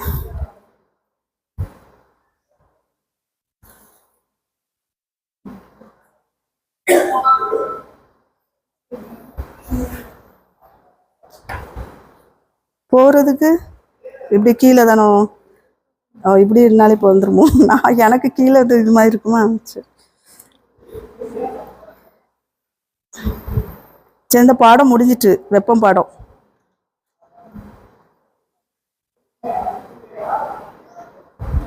ஒன் வேர்டை பார்த்துருமா? ஒரு பொருளை வெப்பப்படுத்தும் போது அதுல மூலக்கூறுகள் எப்படி இருக்கும்? வேகமாக தொடங்கும். சரி, வெப்பத்தின் அலகு என்னது? ஜூல். மறந்துடாதீங்க. அடுத்தது சொன்னோம்ல, ஏறக்குறைய 40 டிகிரி செல்சியஸ் இருக்கும். இது இரும்பு குண்டிலிருந்து நீருக்கோ அல்லது நீரிலிருந்து இரும்பு குண்டிருக்கோ மாறாது. சரி, ஏன்னா சேம் ஈக்குலிபிரியம் அட்டைன் பண்ணிட்டு வெப்பம் டேஷ் பொருளிலிருந்து டேஷ் பொருளுக்கு பரவும். இது வந்து அதுதான் பொருளின் சூடான நிலையானது டேஷை கொண்டு கணக்கிடப்படுகிறது. வெப்பநிலை. வெப்பநிலையை கொண்டுதான் கணக்கிடும். அளவிடுறது, கணக்கிடுறது எல்லாமே என்னது? வெப்பநிலை. சரியா? வெப்பநிலையின் எஸ்ஐ அலகு என்னது? எஸ்ஐ அலகு, எஸ்ஐ யூனிட். அடுத்து வெப்பப்படுத்தும் போது திடப்பொருள் டேஷ் மற்றும் வெப்பப்படுத்தும் போது திடப்பொருள் டேஷ் மற்றும் குளிர்விக்கும் போது டேஷா மாறும். வெப்பப்படுத்தும் போது என்ன ஆகும்? திடம் வந்து திரவம் மாறுது. குளிர்விக்கும் போது அந்த திடப்பொருள் என்ன ஆகும்? திடப்பொருள் திரவமா வெப்பப்படுத்தும் போது திடப்பொருள் திரவம் மற்றும் குளிர்விக்கும் போது அது எதா மாறும்? குளிர்வும் திரவம். அப்படி என்ன திடப்பொருளை தான் என்ன பண்றோம்? வெப்பப்படுத்துறோம், குளிர்விக்கிறோம் அப்படின்னு வச்சிருக்கு. இரண்டு பொருட்களுக்கிடையே வெப்ப பரிமாற்றம் இல்லை எனில் அவை இரண்டும் டேஷ் நிலையில் உள்ளன. சமநிலை, வெப்ப சமநிலை. சரியா? எல்லாமே புரியுதுல்ல? சரி. வெப்பம் என்பது ஒரு வகை ஆற்றல். இது வெப்பநிலை அதிகமான பொருளிலிருந்து வெப்பநிலை குறைவான பொருளிற்கு பரவும். சரி, நீரிலிருந்து வெப்பம் வெளியேறும் பொழுது நீராவி உருவாகும். நீராவி உருவாகிறதுக்கு வெப்பம் கொடுக்கும் போது தானே. நீரிலிருந்து வெப்பம் வெளியேறும் போது ஐஸ் கட்டியா மாறும். என்ன? இதை நம்ம ஏல பார்த்துடலாமா? உள்ள போகலாம். ஆன்சர் இந்த போரோசிலிகேட் கண்ணாடி வெப்பப்படுத்தும் போது அதிகம் விரிவடையாது. சரிதானே? நம்ம கண்ணாடி பாத்திரம் பயன்படுத்துறோம்ல. மீனிங் எல்லாம் புரிஞ்சுச்சா? வெப்பம் மற்றும் வெப்பநிலை இரண்டும் ஒரே அலகினை பெற்றுள்ளன. தப்பு. நான் முதலே சொல்லும் போதே வெப்ப வேற வெப்பநிலை வேறன்னு டிஃபரெண்ட் பண்ணிட்டேன். சரியா? சரி, அந்த ஒரு கொஸ்டின் மட்டும் தான் டிஃபிகல்ட்டா இருக்கு. ரெண்டாவது கொஸ்டின் அது மாதிரி பார்த்துடலாமா? இதுல இருந்து கூகுள்ல போயிடலாமா? பாத்தியா? இதை அப்படி பண்ணிட்டு உள்ளக்கு போயிடலாம். சுத்தமா நெட்டு போய் தொலைஞ்சிட்டு. சரி, அடுத்தது நான் சும்மா ஒரு வெப்பத்தை பத்தி இன்னொரு கான்செப்ட் சொல்லிட்டாரு. அது 8th 7th இருக்கு, 7th இருக்கு. சரியா? ஸ்கேல் தான். சரியா? அது எடுத்துட்டியா? வேற ஏதாவது போன ட்ரிப்பு உள்ள ஜெராக்ஸ் எதுவும் வச்சிருக்கீங்களா? பிசிக்ஸ் கொடுத்தேன்ல, அது இருந்தால் கூட கிடக்கிட்டன்னு ஏதாவது ஒன்று 7th வந்துடலாம். வைப்போம். என்ன பிசிக்ஸ் ஃபுல்லாக தானே இருந்து. தவறு தானே? தவறு. கான்செப்டை புரிஞ்சுக்கிட்டு போடுங்க. என்ன? தவறு தான். சரி, விளக்கமும் கொடுத்திருக்கலாம். வெப்பம் உட்கவரப்பட்டால் நீர் நீராவியாக மாறும். நீ இதுக்குள்ளே பெரியோ வெப்பம் உட்கவரப்பட்டாதான் நீர் நீராவியாக மாறும். இது என்னது? நீர்ல இருந்து வெப்பம் வெளியிடப்படுது, அது குளிர்ச்சி ஆகுதுன்னு அர்த்தம். சரியா? அதனால தவறு. சரி, எதுமா என்னன்னு தெரியல. அடுத்த பாடம் இருக்கோ, அது போயிடலாமா? என்ன பாடம்? மின்னியல் போகுமா? சரி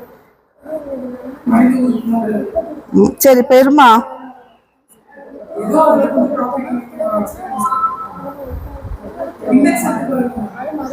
இண்டெக்ஸ்ல மின்சாரத்தின் மூலங்களை அறிந்து கொள்ளுதல், அதுவா? ஆமா, அது அது தெரியுது.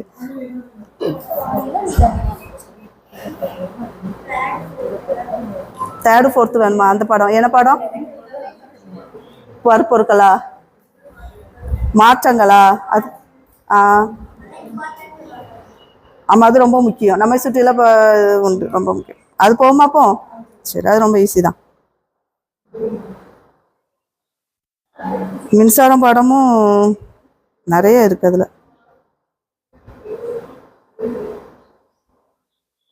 நம்மை சுற்றி நிகழும் மாற்றங்கள், அப்படிதானே? இயற்பியல் மாற்றம், வேதியியல் மாற்றம், அதை தானே இருக்கும். சரி,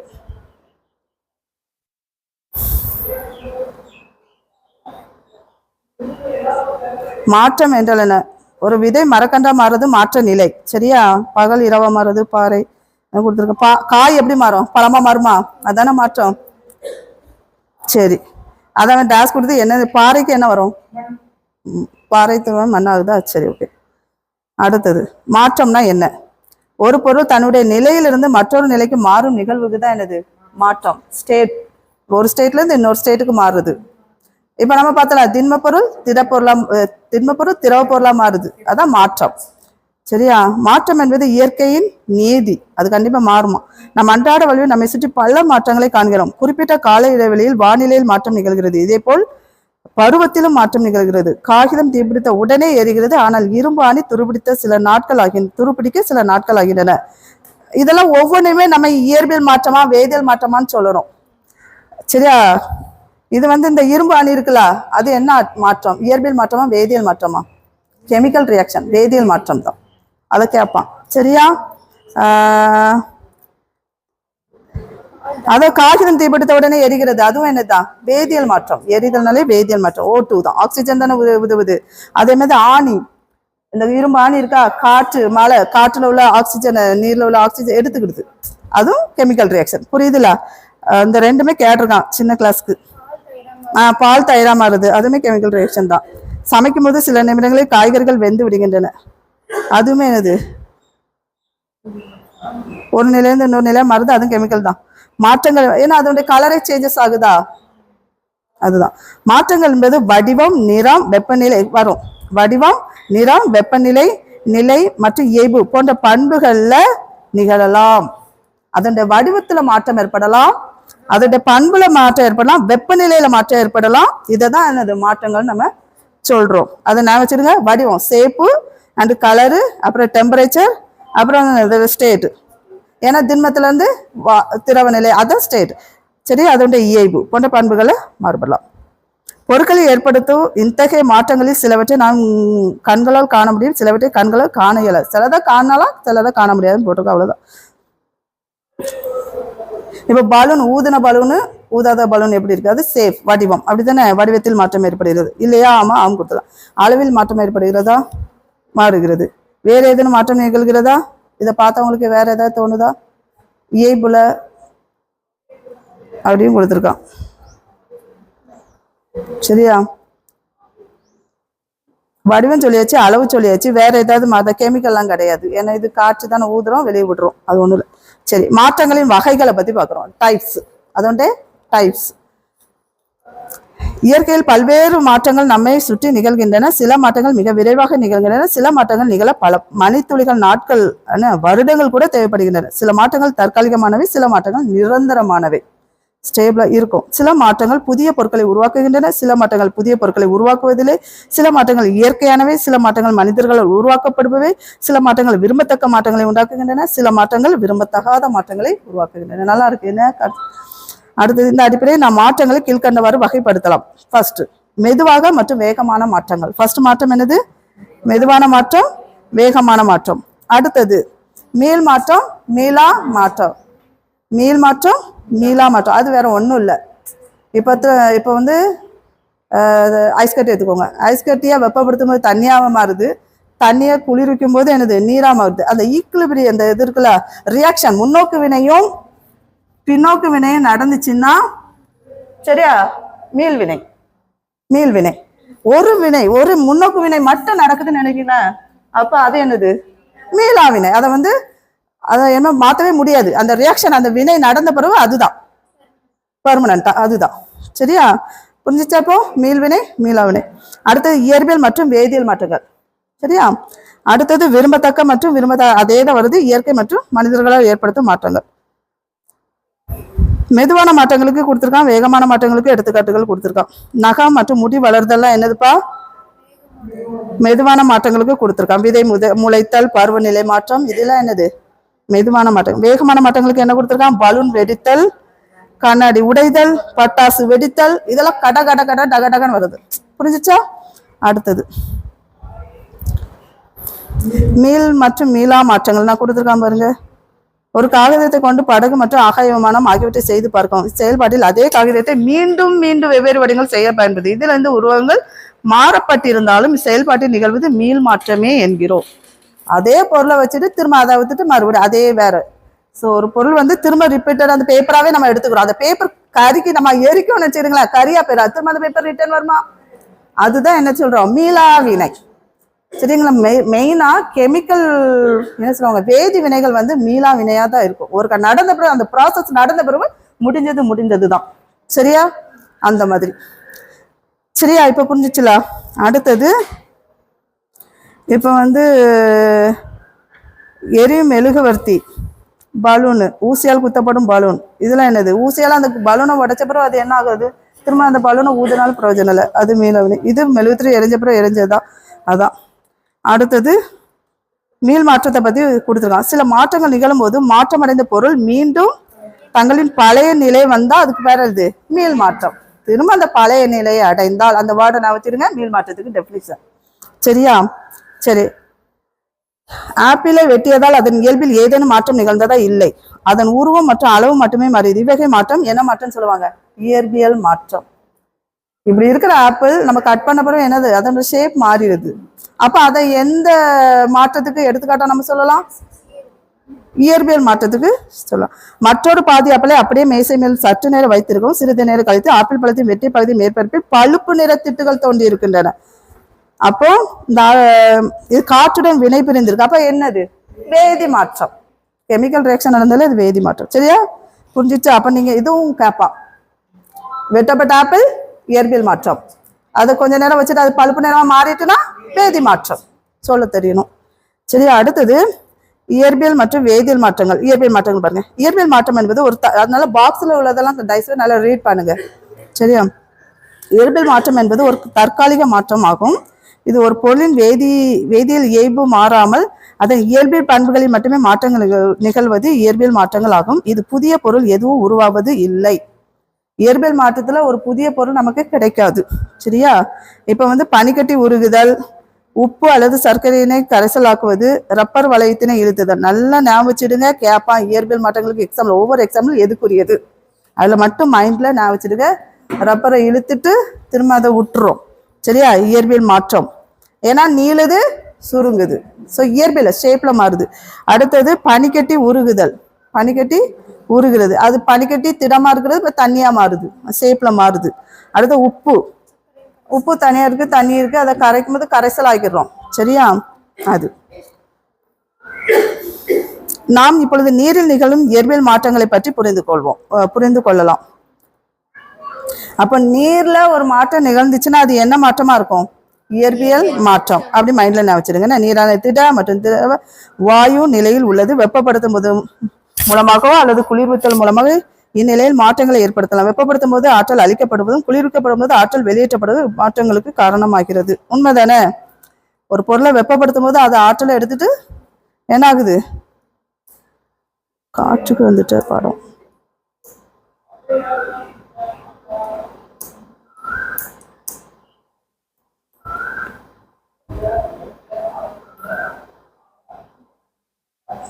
சரி.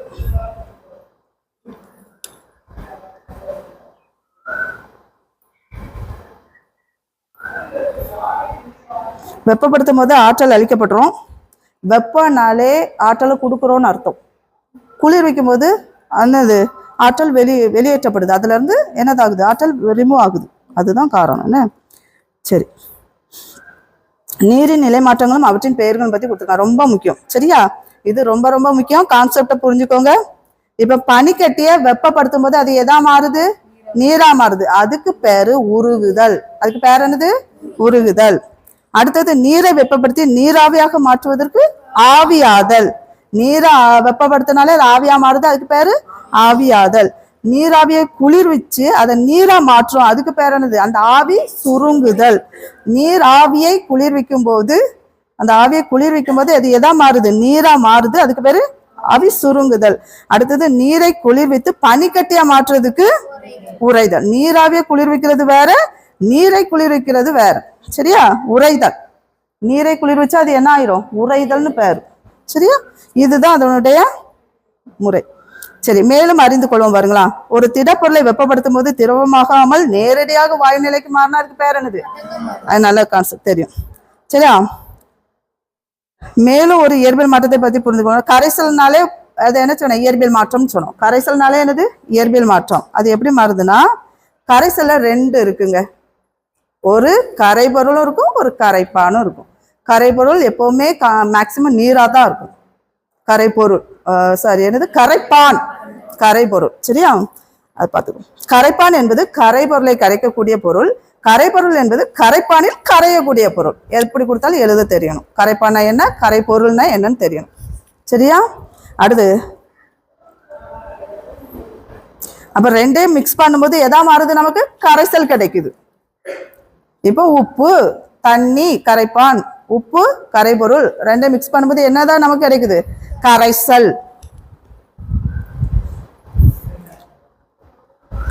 எப்பவுமே சர்வ கரைப்பான் அல்லது ஒரு பொதுவான கரைப்பான்னாலே என்னது? நீர். மறக்காதீங்க, 1 வேர்டு இம்பார்ட்டன்ட், 3 வேர்டு. சரியா? அதை ஈக்குவேஷனாவே கொடுத்துருக்காம ஒரு கரைபொருளையும் பிளஸ் கரைப்பானையும் ரெண்டையும் மிக்ஸ் பண்ணும்போது நமக்கு கிடைக்கிறது என்னது? கரைசல். சரியா? இது ரொம்ப ஈஸியான பாடங்கள் தான். இன்னும் போக போக இதை விட கொஞ்சம் அதிகமா இருக்கும் பெரிய கிளாஸ்ல. சரி, அடுத்தது இவ்வளவு நேரம் என்ன பார்த்தோம்? இயற்பியல் மாற்றங்களை பத்தி. அடுத்தது என்ன பார்க்க போறோம்? வேதியியல் மாற்றங்கள். அதனால என்னென்ன மாற்றங்கள் இருக்கு எக்ஸாம்பிள நல்லா பார்த்துக்கோங்க. அதை வச்சுதான் கொஸ்டின். சரியா?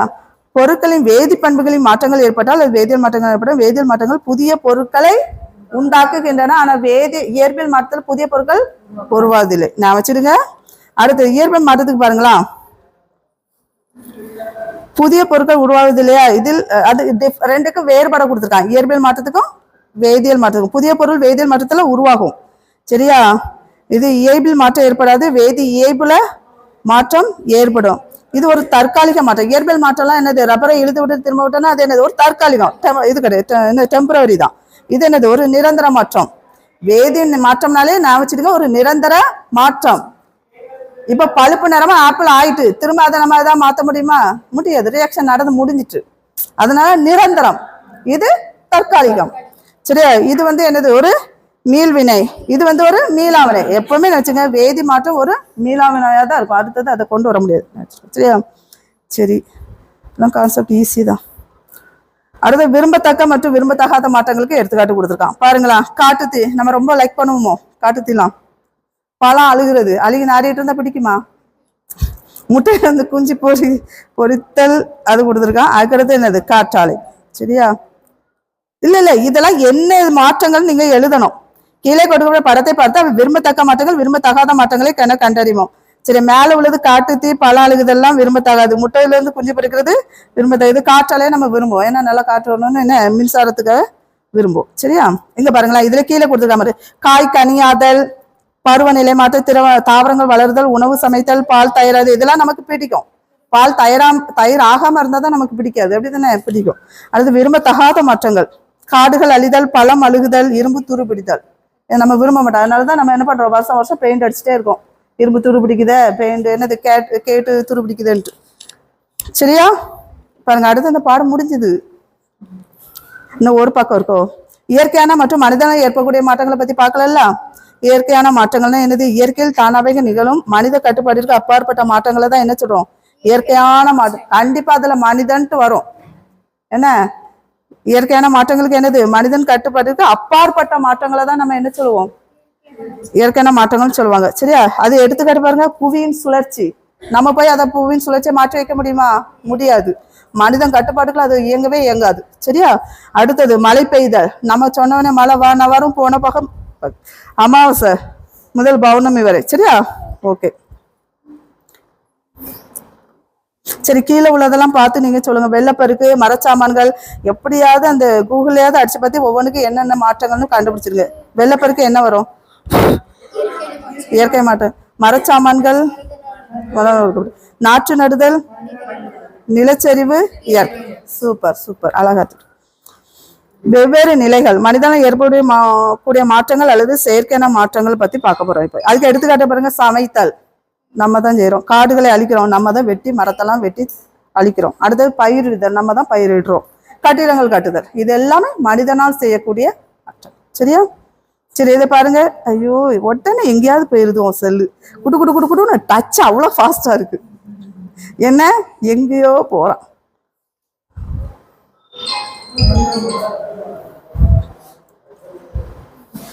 அடுத்தது காற்றை பத்தி பாத்துருவோம். என்ன காற்று நல்லா தான் இருக்கும், இன்ட்ரெஸ்டிங்கா.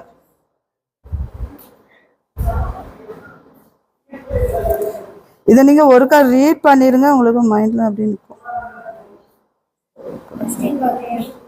அதான் அது பாக்குறதுலதான் செல்லு ஓடுது, குடுகுடு குடுகுடுன்னு. எங்க ஓடுதுன்னு காற்றுல இருக்கு. இப்போ வந்துட்டு இப்போ அதுக்குள்ள அவ்வளோ காப்பி ஆகுது. போச்சு, நான் இதை என்ன பண்ண டச் பண்ணாலே போயிருமா? போயிட்டா? சரி சரி. பனிக்கட்டி நீராக உருகும் போது ஏற்படும் மாற்றம் என்னதுப்பா? நிலை மாற்றம்னு சொல்லுவாங்க, அப்படிதானே? பனிக்கட்டி நீராக மாறுறதுக்கு நிலை மாற்றம். ஏன்னா ஒரு ஸ்டேட் வந்து இன்னொரு ஸ்டேட்டா மாறுது. அடுத்து ஈரத்துணி காற்றில் உலரும் போது ஏற்படும் மாற்றம் டேஸ் ஆகும். என்ன மாற்றம்? வேதியியல் மாற்றம் கிடையாது, விரும்பத்தகாத மாற்றம்லாம் கிடையாது, அப்படிதானே? மீளா மாற்றமும் கிடையாது, இயற்பியல் மாற்றம் தானே. துணி அப்படியே தானே இருக்கு, உலர்த்தினாலும் சரி அந்த மாதிரி.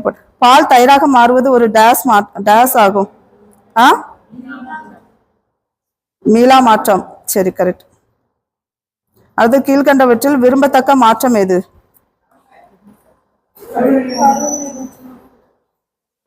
வெள்ளப்பெருக்க விரும்ப மாட்டோம், நில அதிர்வு விரும்ப மாட்டோம், திரும்பது பருவநிலை மாற்றம். சரியா? ஏன்னா கண்டிப்பா மழை வந்தா குளிர்காலம் வரணும், கோடைக்காலம் வரணும், விரும்பது.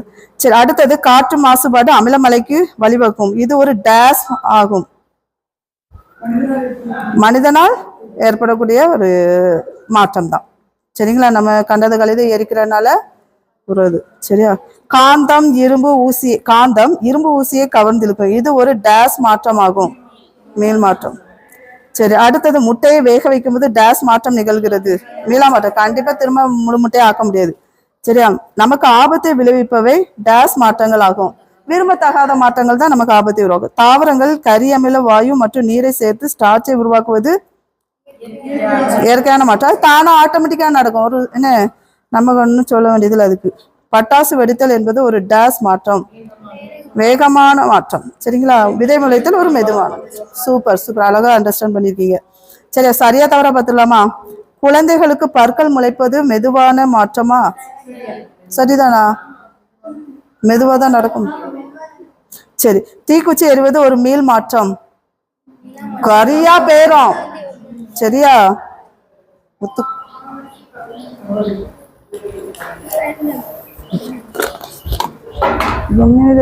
உடனே ட்ரை.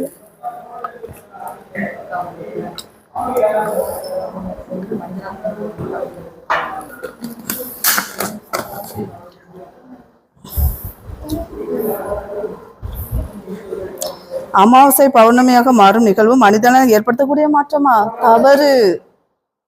உணவு செரித்தல் என்பது ஒரு இயற்பியல் மாற்றம், வேதியியல் மாற்றம். சரிங்க, உள்ளக்க என்னது நமக்கு அமிலவங்களா சுரந்துதோ அதை என்ன பண்ணுது, டைஜஷன் பண்ணுது. அதனால கண்டிப்பா நம்ம உடம்புல எந்த ரியாக்ஷனாலும் என்னது, வேதியியல் மாற்றம் தான். அப்ப இது என்னது, தவறா சரியாப்பா? தவறு. உப்பை நீரில் கரைத்து உருவாக்கும் கரைசலில் நீர் ஒரு கரைபொருள் ஆகும். தவறு. நான் சொல்லியிருக்கேன், நீருங்கிறது ஒரு கரைப்பான். பால் தயிராதல் மீளா மாற்றம். ஓகே. மேகம் உருவாதல் டேஸ் மாற்றம், மீள் மாற்றம். சரி, இது மீளான் வந்தா இது மீள் மாற்றம் வரும். என்ன எங்க இருக்கு?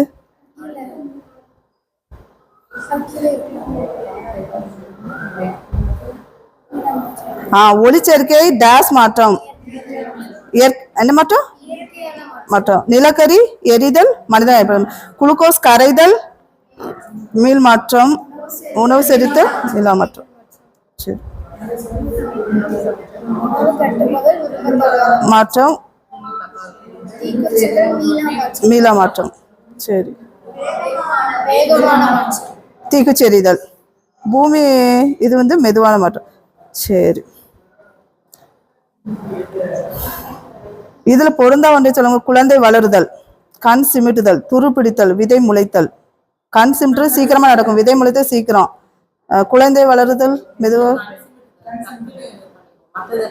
லேட் ஆகுங்களா? அப்ப கண் சிமிட்டுதல். சரி, மின் விளக்கு ஒளிதல், மெழுகுவர்த்தி எரிதல், காப்பி குவளை உடைதல், பால் தயிராதல். எது? காப்பி குவளை உடைதல் சீக்கிரமா நடக்குமோ? லேட்டு. ஆமா, பால் தயிரால் தானே ஒரு நாள் ஆகும்ல. சரியா? சரி, முட்டை அழுகுதல்பா, நீராவி குளிர்தல், முடி வெட்டுதல், காய் கனியாதல். இது எந்த கான்செப்ட்ல வருதுன்னு தெரியுதா? முட்டை அழுகுது, இது விரும்பத்தகாதது, அப்படிதானே? நீராவி குளிர்தல் அது தப்பு இல்ல. சரி, காய் கனியது முடிவெட்டுறது விரும்பது முட்டை அழகு. கரெக்ட். என்ன அப்படி அந்த கான்செப்ட் எடுத்துக்கணும். விரும்பத்தக்க அதை விரும்பத்தகாதது. நம்ம கொஞ்சம் அதுல என்னங்கிறத கொஞ்சம் பாயிண்ட புரிஞ்சுக்கிட்டு. பலூன் ஊதுதல், பலூன் வெடித்தல், சுவரின் வண்ணம் மங்குதல், மண்ணெண்ணெய் எரிதல் மங்குதல். என்ன மற்றதெல்லாம் ஃபாஸ்டா நடக்கும், அப்படிதானே? வேகம். இதெல்லாம் எரிதல்னால ஸ்பீடா நினைச்சிடுங்க, இல்லைன்னா வேதி மாற்றங்கிறத மைண்ட்ல நினைச்சிடுங்க. சரி, போதுமா? அடுத்த காற்றுக்கு போயிருமா? காற்றை பத்தி என்னெல்லாம் கொடுத்துருக்காங்கிறத மேல கொடுத்துருக்கான். சரி, அறிமுகம், இன்ட்ரோடக்ஷன். இன்ட்ரோ கொடுத்துருவோம். நம்ம சுற்றி என்ன இருக்கு? காற்று. சரியா? நம்ம அதை உணர முடியுமா முடியாதா?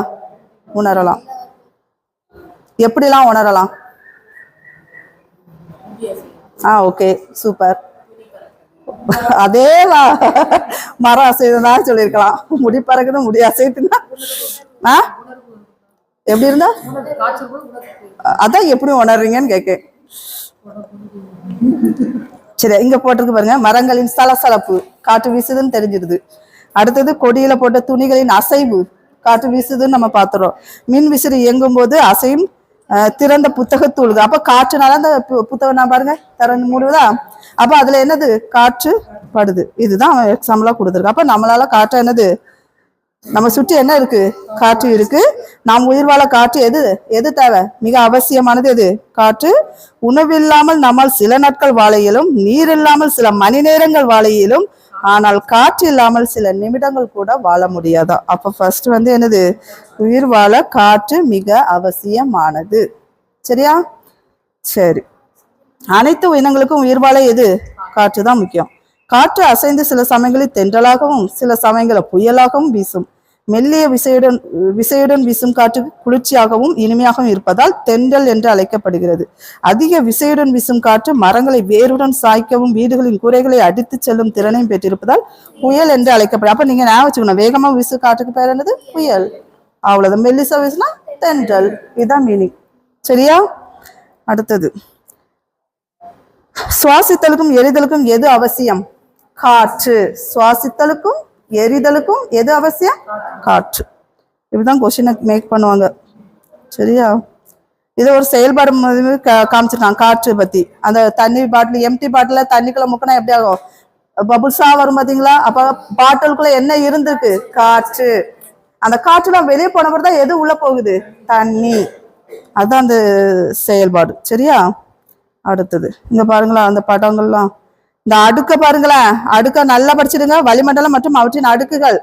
சரியா? பூமிக்கு மேல உள்ள அடுக்கு என்னது, அடிவளி மண்டலம் சொல்லுவாங்க. அங்கதான் வானிலை மாறுபாடு ஏற்படும். எந்த கிளைமேட் சேஞ்சஸ்னாலும் பூமிக்கு மேல உள்ள அடுக்கு பேர் என்னது, அடிவளி மண்டலம். எல்லாம் நீங்க இப்படி படம் தானே அப்படின்னு விட்டுட்டு போக கூட படத்துக்குள்ளேயும் இருக்கும் கொஸ்டின். சரியா? அப்போ பூமிக்கு மேல உள்ள முதல் அடுக்கு என்னதுப்பா, அடிவளி மண்டலம். அங்கதான் என்ன நடக்குது, வானிலை மாற்றம். அடுத்தது அடுத்த என்னது இருக்கு, அடுக்கு வளி மண்டலம். இது அடி, அடுத்தது அடுக்கு வளி மண்டலம். அதுக்கு பிறகு அதுல என்ன இருக்குதாப்பா, ஓசோன் படலம். எதுல ஓசோன் படலம் இருக்கு, அடுக்கு வளி மண்டலத்துல. அப்ப இடைவெளி மண்டலம் மூணாவது என்ன இருக்குமா, இடைவெளி மண்டலம். அதுல என்ன இருக்குதா, விண்கற்கள் எரியுது. மின்கற்கள்லாம் அங்கதான் காணப்படுதா. அதுக்கு அடுத்தாப்புல மேல இருக்குது என்னது, அயனி மண்டலம். அடுத்தது குறைந்த வெப்பநிலை உள்ள புறவெளி மண்டலம். அப்போ குறைந்த வெப்பநிலை எங்கதான் இருக்கு, புறவெளி மண்டலத்துல. புறவெளி மண்டலம். அப்ப எத்தனை அடுக்குன்னு கண்டுபிடிங்க, 1 2 3 4 5. ஓகேயா? 5 இது தேவையில்ல, ஸ்பாம் அலர்ட். சரி, சரிங்களா? அப்ப 5 அடுக்கு. என்னது, அடி. அதுக்கடுத்து அடுக்கு, அடுத்து இடைவெளி, அடுத்து அயனி மண்டலம், அப்புறம் புறவெளி மண்டலம். கிளைமேட் சேஞ்சஸ் எதுல தான் நடக்கும், அடுக்கு பூமிக்கு அடுத்தாப்புல, சாரி அடிவெளியில. அடுத்தது ஓசோன் படலம் எங்க இருக்குது, அடுக்கு வழி. சரியா? விண்கற்கள்லாம் இடைவெளி நான் வச்சுக்கோங்க, விண்கற்கள். அடுத்தது அயனி மண்டலம் காணப்படுது. அதுக்கப்புறம் புறவெளி மண்டலம். சரி, அது ஒரு பார்த்தாச்சா? ஐயோ அதுக்குள்ள மாறி இருக்குடா, எப்படிதான் போகுதுன்னே தெரியல.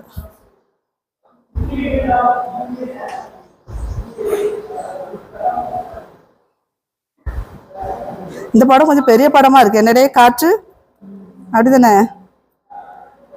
சரி, தாவரங்கள் விலங்குகள் உயிர் வாழ என்ன தேவைமா, காற்று. சரி, அதுல படம் கொடுத்துருக்கான் பாரு. காற்று என்ன பண்ணுது, மரம் நீரை எடுக்குது, நீரை எடுத்துக்குது, கார்பன் டை ஆக்சைடும் எடுத்துக்கிடுது. பாத்தியா, அந்த அம்புக்குட்டினா உள்ள எடுத்துக்கிடுதுன்னு அர்த்தம்.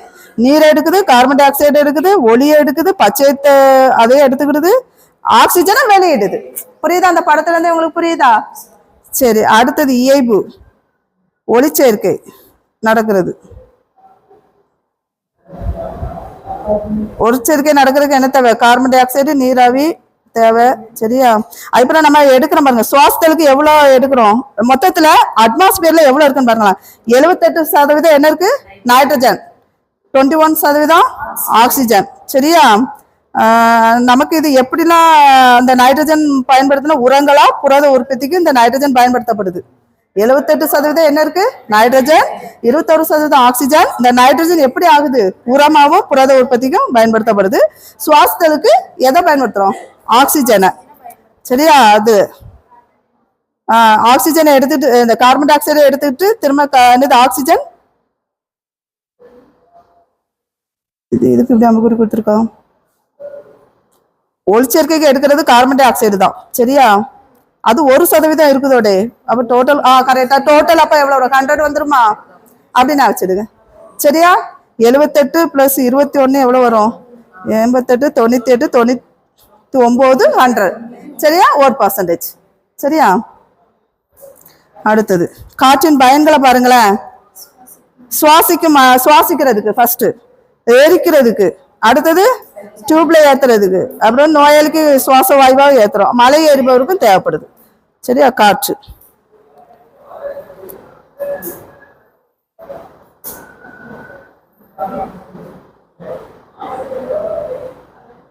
அடுத்தது எங்க இருக்கு,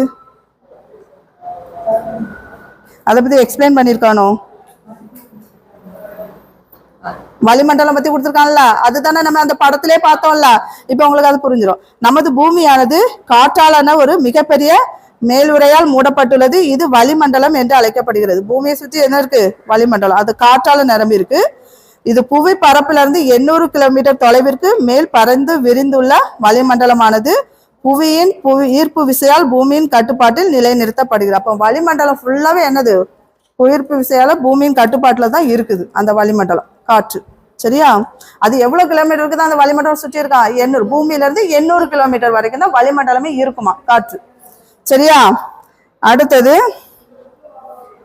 வளிமண்டலமானது சூரியனிலிருந்து வரும் தீங்கு விளைவிக்கக்கூடிய பெரும்பாலான கதிர்களிலிருந்து நம்மை பாதுகாக்கிறதா. காற்றின் பரவலானது புவிக்கு அருகில் மிக அதிகமாகவும் மேலே செல்ல செல்ல குறைவாகவும் காணப்படும். ஏனெனில் நாம் மேலே செல்ல செல்ல புவியின் ஈர்ப்பு விசை குறைவதால் அதிக அளவு காற்றினை புவியால் ஈர்க்க முடியாமல் போகிறது. சரியா? அப்போ பூமிக்கு பக்கத்துல இருந்து அந்த காற்று என்ன இருக்கு? நிறைய இருக்குது. மேல போக போக இல்ல. வளிமண்டலமானது எத்தனைப்பா அடுக்காலானது? 5 அடுக்கு. அவ என்னெல்லாம் சொன்னேன்? அடிவளி, அடுக்கு வழி, அடுத்தது சரியா? சரி, அதுல எல்லாம் ஒவ்வொன்றுலயும் என்ன இருக்குன்னு பாக்குறோம் போறோம். அடிவளி மண்டலமானது பூமிக்கு அருகில வாழும் அடுக்கு ஆகும். இது புவி மேற்பரப்புல இருந்து 16 கிலோமீட்டர் உயரம் வரையிலான காற்றின் இயக்கம் இந்த அடுக்கில் தான் நடைபெறும். காற்று இருக்கும், அது எவ்வளவுதான் இருக்கும்? 16 கிலோமீட்டர் நான் வச்சிருக்கேன். இவ்வடுக்கில் உள்ள நீராவிதான் மேகங்கள் உருவாக காரணமாக இருக்கிறது. பூமியில் நாம் அனுபவிக்கும் வானிலைக்கு இந்த அடுக்கே தான் காரணம். சொன்னிட்டால வானிலை அது மெயினா இந்த அடுக்கு தான். வலுவான காற்று மற்றும் மாறுபாடான வானிலையை தவிர்ப்பதற்காக இவ்வடுக்கு மேல்தான் வானூர்திகள் பறக்கின்றன. 16 கிலோமீட்டர் தான் வானூர்தி பறக்கிறது அந்த பூமியை தாண்டி. சரியா? இது பாருங்க பாக்ஸுக்குள்ள, உங்களுக்கு தெரியுமா? ஒரு குறிப்பிட்ட இடத்தில் காற்றும் விசையை கண்டறிய காற்று திசை காட்டி பயன்படுகிறது.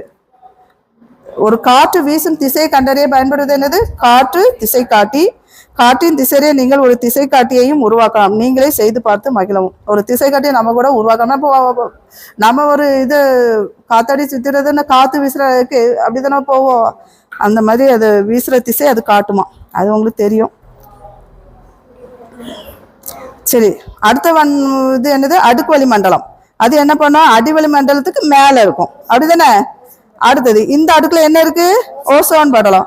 ஓசோன் படலமானது சூரியன்ல இருந்து வரக்கூடிய புற ஊதா கதிர்களை இருந்து நம்மளை பாதுகாக்குங்கிறது உங்களுக்கு தெரியும், அப்படிதானே? சரி,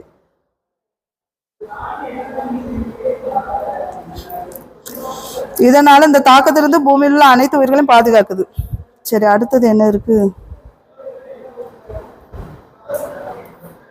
வேற அடுக்க பத்தி கொடுக்கலையோ?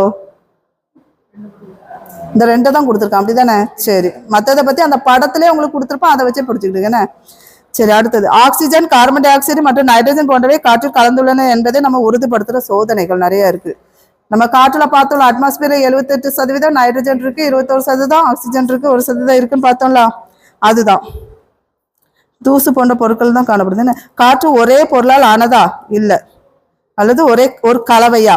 காற்றுங்கிறது என்னது? ஒரு கலவை. காற்றுங்கிறது ஒரு கலவை. அது மைண்ட்ல வச்சுக்க, அது 1 வேர்டுல வரும். காற்று ஒரு கலவை. பன்னெடுங்காலமாக, அதாவது 18ஆம் நூற்றாண்டு வரையிலும் மனிதர்கள் காற்றினை பருப்பொருளில் அடங்கியுள்ள ஒரே வகையான அடிப்படை துகள் என்றே நினைத்தனர். எனினும் 1774 ஜோசப் பிரிட்ஸ்லி என்பவர் தனித்துவமான ஒரு சோதனை மேற்கொண்டு காற்று என்பது ஒரு அடிப்படை பொருள் அல்ல, ஒரே பொருள் அல்ல, அது பல வாயுக்கள் அடங்கியுள்ள ஒரு கலவை. அதை சொன்னது யாரு? பிரிட்ஸ்லி. சரியா? ஒரு சோதனை மூலம் அவர் நிரூபிக்கிறாரு. அவர் நிறமற்ற அதிக வினைத்திறன் கொண்ட வாயுவினை கண்டறிந்தார். பின்னர் அவ்வாயு ஆண்டனி லவாய்சியர் என்ற பிரெஞ்சு வேதியியலாளர் ஆக்சிஜன் என்று பெயர். அது என்ன சோதனை செய்யறாங்க? நிறமற்ற அதிக வினைத்திறன் கொண்ட வாயுவினை கண்டறிந்தார். அவர் கண்டறிஞ்சிட்டார். ஆக்சிஜனை கண்டறிந்தது யாருப்பா? பிரிட்ஸ்லி. ஆனா அதுக்கு ஆக்சிஜன் பேரை விட்டது யாரு? லவாய்சியர்ங்கிறவர். புரியுதா? இவர் சோதனை மூலம் ஒரு இந்த வாயு டிஃபரெண்டா இருக்குன்னு கண்டுபிடிச்சு வச்சிடறாரு. அது அதுக்கு பேர் விடுறது யாரு? லவாய்சியர். ஆக்சிஜனுக்கு பேர் விட்டது லவாய்சியர். சரி, பிரிட்ஸ்லி என்ன செய்யறான்னு பாருங்க. அடுத்த சோதனை இருக்கு. பிரிட்ஸ்லி ஒரு நீர்த்தொட்டியில் ஒரு மிதவையினை போட்டு அதில் ஒரு மெழுகுவர்த்தியினை வைத்தார். அந்த மெழுகுவர்த்தியை ஒரு கண்ணாடி ஜாடியினை கொண்டு மூடினார். ஜாடியின் அடிப்பகுதியில் நீர் இருந்தமையால் இவ்வமைப்பில் காற்று நுழையவோ வெளியேறவோ வழி இல்லாதவர் ஜாடி முற்றிலும் அடைக்கப்பட்டிருந்து. நீங்கள் யூகித்தவரை மிக சிறிய காலத்திற்குள் எரியும் மெழுகுவர்த்தியானது அணைஞ்சிடுதான். சரியா? ஒரு உருப்பெருக்கும் கண்ணாடியை கொண்டு சூரிய ஒளிக்கட்டைகளை குவித்து மெழுகுவர்த்தினை மீண்டும் எரிய வைக்க முயற்சித்தார். அதாவது என்னன்னா ஒரு உறுப்பிற்கு கண்ணாடியை வச்சு அதுங்கும்போது அந்த ஹீட்டெல்லாம் இது ஒன்று அந்த மெழுகுவர்த்தி எரிய ஆரம்பிச்சிடும். அடுத்தது சூரிய ஒளிக்கற்றையை குவித்து மெழுகுவர்த்தினை மீண்டும் எரிய வைக்க முயற்சித்தார். இவராக மூடிய ஜாடியினை திறக்காமலே அவர் பல முறை ஜாடியை எரிய வைக்கலாமா ட்ரை பண்றாரு. ஆனா முயற்சி என்ன ஆகுது, தோல்வி அடையுது. மெழுகுவர்த்தியை மீண்டும் எரிய வைக்க முடியவில்லை. இது வந்து நாம் என்ன அறியலாம், எரியறதுக்கு எது தேவை, ஆக்சிஜன். அதுக்குள்ள ஆக்சிஜன் கிடையாது, ஏன்னா மூடி இருக்கு. திரும்ப அதுல வந்து அந்த மிதவை இருக்குல்ல, அது என்ன பண்ணாது, அதுல உள்ள ஆக்சிஜனால எடுத்துக்கிடும், வெளியிட்டுரும். அதனால அதுல உள்ள காற்றே இருக்காது, ஆக்சிஜன். காற்றினுள் எரிதலுக்கு துணை செய்யும் ஏதோ ஒரு பொருள். அவர் என்ன சொல்றாருன்னா, எரிதலுக்கு துணை செய்யக்கூடிய ஏதோ ஒரு பொருள் உள்ள இருக்கு, அது இல்லை, அதனாலதான் இது எரிய மாட்டாங்கன்னு கண்டுபிடிக்காரு. எரிதலுக்கு துணை செய்யும் ஒரு பொருள் வேறொரு பொருளாக முற்றிலும் மாற்றும் வரை சுடரானது எரிகின்றது, பின்னர் அணைந்து விடுகிறது. ஆக்சிஜன் இருக்கிற வரைக்கும் எரியும், இல்லைன்ன பிறகு அது என்னது, அணைஞ்சிடுது. தற்போது நீரினுள் அமிழ்த்தி வைக்கப்பட்டுள்ள ஜாடினை வெளிக்காற்று நுழையாதவாறு கவனமாக தூக்கி ஜாடியினுள் உயிருள்ள ஒரு சுண்டலினை பிரைட்ஸ்ல வைக்கிறாரு. இப்போ சும்மா வச்சாரு, மெழுகுவர்த்தி வச்சு டெஸ்ட் பண்ணாரு. அடுத்தது எதை வைக்காரு, சுண்டலி. நீங்கள் ஈர்த்தவரை ஜாடியில் என்னது இல்லை, ஆக்சிஜன் இல்லாததால் சுண்டலி என்ன ஆச்சு, செத்து போச்சு. இதிலிருந்து எலி உயிர் வாழ ஆக்சிஜன் அவசியம் என்பது தெளிவாகிறது. அடுத்தபடியே ஜாடினை கவனமாக தூக்கி அதனுள் ஒரு புதினா செடியினை வைத்தார். சுண்டலி வச்சு பார்க்காரு, படங்கள்லாம் கொடுத்துருக்கு பாத்தீங்களா. புதினா செடி என்ன ஆகும், வாடிவிடும், அவ்வளவுதானே. இல்ல வாடிதான், சுண்டலை போன்று புதினா செடியும் உயிருள்ளது என்பதால் அச்செடி வாடிவிடும் என்று நினைத்தார். ஆனா என்ன ஆகல, காப்பி ஆகுது. ஜாடியும் வைக்கப்படும், ஆனால் அச்செடியானது வாடவில்லை. புதினா செடியினை வைக்க சிறிய நேரத்திற்கு பின் மெழுகுவர்த்தினை மீண்டும் எரிய வைக்க முடிந்தது. ஏன்னா செடி என்ன ஆகும், ஆக்சிஜனை வெளியிடும், அது இது எரியுது. ஸோ அப்போ ஒரு ஜாடின்னு இதான் டெஸ்ட், போதும்ல அந்த டெஸ்ட். இதே வாஸ்தவமா புரியுதுல இப்போ இந்த சோதனை. சரி பார்ப்போம் அடுத்தது. ஆக்சிஜனை பயன்படுத்தி கார்பன் டை ஆக்சைடை வெளியிடுகிறது என்றும் சுண்டலி வெளியிட்ட கார்பன் டை ஆக்சைடை தாவரம் எடுத்துக்கொள்கிறது என்றும் இதுல இருந்து விளங்குது. 1730 முதல் 1799 முடிய ஜான் இன்ஜன் ஹவுஸ் என்பவர் தாவரங்கள் ஒளிச்சேர்க்கையை நிகழ்த்துவதற்கு சூரிய ஒளி தேவைப்படுகிறது என்பதை நிரூபித்தார். அப்ப நான் வச்சிருங்க, ஒளிச்சேர்க்கை நிகழ்றதுக்கு எது தேவை, சூரிய ஒளி தேவை. இந்த ஒன்பது ரொம்ப ரொம்ப முக்கியம். யாரு, இன்ஜன் ஹவுஸ்ங்கிறவர் நான் வச்சுடுங்க, சரியா. சுவாசிக்கும் சுண்டலியாலும் எரியும் மெழுகுவர்த்தியாலும் கார்பன் டை ஆக்சைடு என்ன ஆகுதுமா, வெளியிடப்பட்டு மாசடையும் காற்றினை தாவரங்கள் ஒளி சேர்க்கை புரிந்து ஆக்சிஜனை வெளியிட்டு தூய்மைப்படுத்துகிறது என்பதையும் நிரூபித்தார்.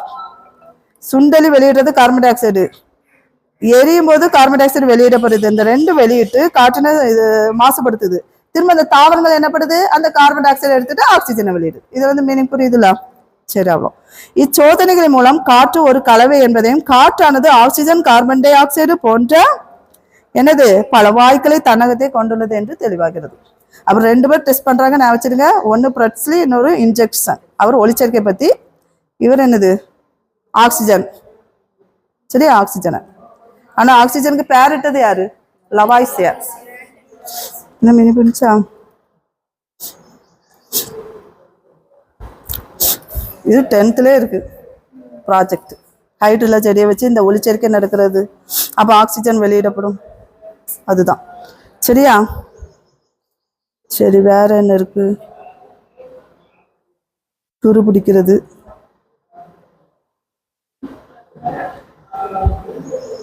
சரி என்ன பாருங்க, பாக்ஸுக்குள்ள பாருங்க. இரும்பானது ஆக்சிஜனை எடுத்துக்கொண்டு துருப்பிடிப்பதால் அதற்கு ஈடான அளவு சோதனை குழாய்க்கு வெளியே உள்ள நீர் சோதனை குழாயின் நிலை. இது ஏறத்தாழ 20% இருக்கும். இதன் மூலம் காற்றில் ஏறத்தாழ 20% ஆக்சிஜன் இருப்பதை அறியலாம். அப்போ ஆக்சிஜன் ஏறத்தாழ எவ்வளவு இருக்குதான், 20%. ஆனா நம்ம எவ்வளவு சொன்னோம், 21%. இந்த சோதனையில அவங்க கண்டுபிடிக்க மேக்சிமம் ஆக்சிஜன் 20% இருக்கலாங்கிற இரும்பு குழாய் சோதனை. சரியா. சரி அடுத்த மேலும் அறிந்து கொள்ளவும் பார்ப்போம். டேனியல் ரூதர்போர்டுங்கிற ஒரு சயின்டிஸ்ட் வராரு. அவர் ஸ்காட்லாந்து நாட்டை சேர்ந்தவர், வேதியியலாளர். அவர் நைட்ரஜனை கண்டது. அப்ப நைட்ரஜனை கண்டுபிடித்தவர் யாருமா, ரூதர்போர்டு. சரியா. நைட்ரஜனை கண்டறிந்தவர். ஆக்சிஜனை கண்டறிந்த பார்த்தோம், ஆனா அவர் பெயர் விட்டது வேற. என்ன வச்சிருங்க. அவர் முதலில் எரியும் மெழுகுவர்த்தினை உள்ளடக்கிய மணிஜாடியினை பயன்படுத்தி காற்றிலுள்ள ஆக்சிஜனை கார்பன் டை ஆக்சைடாக மாற்றினார். ஏன்னா எரிதலுக்கு ஆக்சிஜன் பயன்படுது, பண்ண கார்பன் டை ஆக்சைடு மாறுது. பின் அந்த காற்றினை சுண்ணாம்பு நீர்ல செலுத்துறாங்க. எதை சுண்ணாம்பு நீர்ல செலுத்துறாங்க? கார்பன் டை ஆக்சைடை செலுத்துறாங்க. சரியா? சுண்ணாம்பு நீரை செலுத்தி அதுள்ள கார்பன் டை ஆக்சைடு வாயுவினை முற்றிலும் நீக்கினார். இப்போ சுண்ணாம்புல அந்த கார்பன் டை ஆக்சைடை செலுத்தும் போது கார்பன் டை ஆக்சைடு எல்லாமே அதை எடுத்துக்கிறோம். சரியா? இவ்வகையில் காற்றில் ஆக்சிஜன் மற்றும் கார்பன் டை ஆக்சைடு முற்றிலும் இல்லை என்பதை உறுதி செய்தால் அக்காற்றானது எரிதலுக்கும் துணை புரியவில்லை, தாவரம் உயிர் வாழவும் பொருத்தமானதாக இல்லை என அறிந்தார். அப்போ எரிதலுக்கு துணை புரிந்த ஆக்சிஜன், தாவரங்கள் உயிர் வாழறதுக்கு கார்பன் டை ஆக்சைடு, அதுவும் இல்லை இதுவும் இல்லை. அப்ப இது வேற ஒரு காற்று. அப்ப அது என்னன்னு சொல்லும் போது அது என்னது? நைட்ரஜன். அப்ப நைட்ரஜனை கண்டுபிடிச்சது யாரு? ரூதர்போர்ட். சரியா?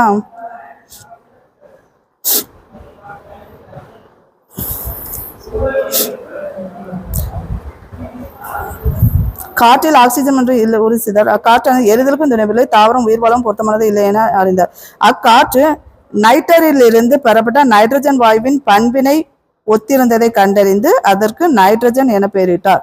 இந்த காற்று நைட்டரிலிருந்து பெறப்பட்ட நைட்ரஜன் வாயுவின் பண்பினை பெற்றிருப்பதால் போட்டிருக்கு. சரி, அது வேண்டாம். காற்றில் உள்ள கார்பன் டை ஆக்சைடை கண்டறியும் சோதனை, அதுக்கும் சோதனை இருக்கு. கார்பன் டை ஆக்சைடு இருக்கிறதுக்கு சோதனை என்ன சோதனை போட்டிருக்காங்க?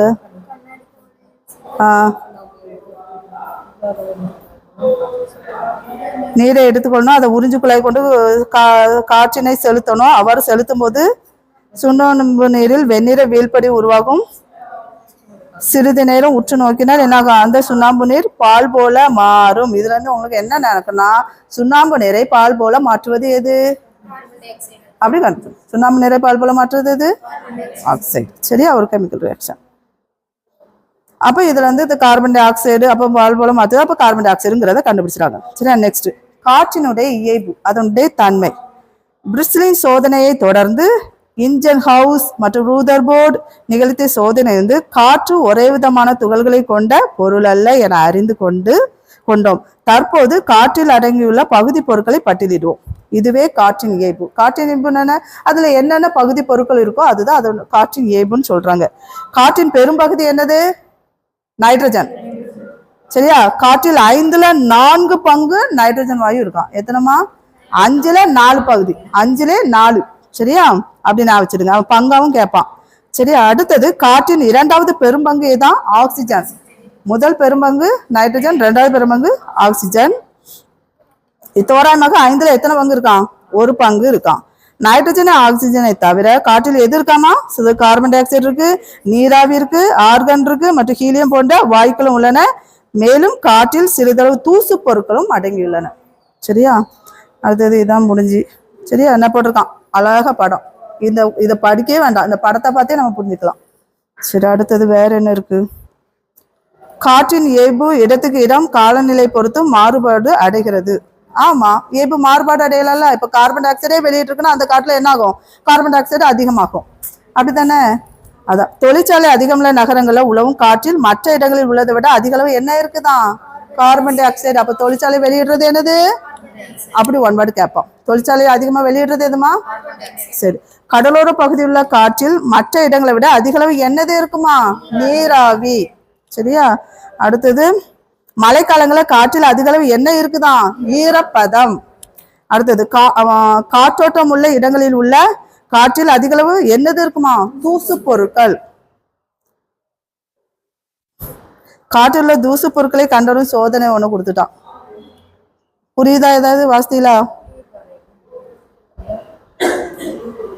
ஒரு இருட்டு அறையின் உள்ள மெல்லிய துவாரம் வழியே சூரிய ஒளி விடு. இது வேற ஒண்ணும் இல்லை, ஜன்னல் வழி வருதுல, அது தூசு போகும் தெரியுமா? பார்த்துருக்கீங்களா? அப்ப அதுல வந்து தூசு. அவ்வளவுதான், முடிஞ்சு போதும் கதை. சரியா? அப்ப என்ன பாருங்க, இதாவே ஒரு இதா பார்க்கும்போது ஜெனிசா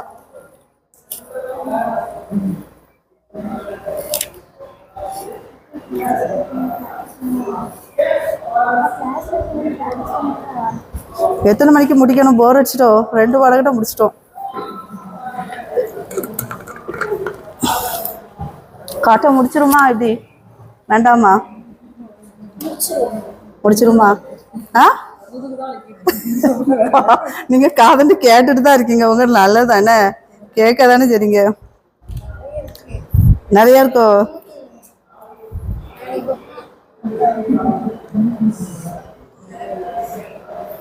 வீச்சு கண்டுபிடிக்கிறதுனா என்னன்னு தெரியுமா? வீச்சுனா என்னது?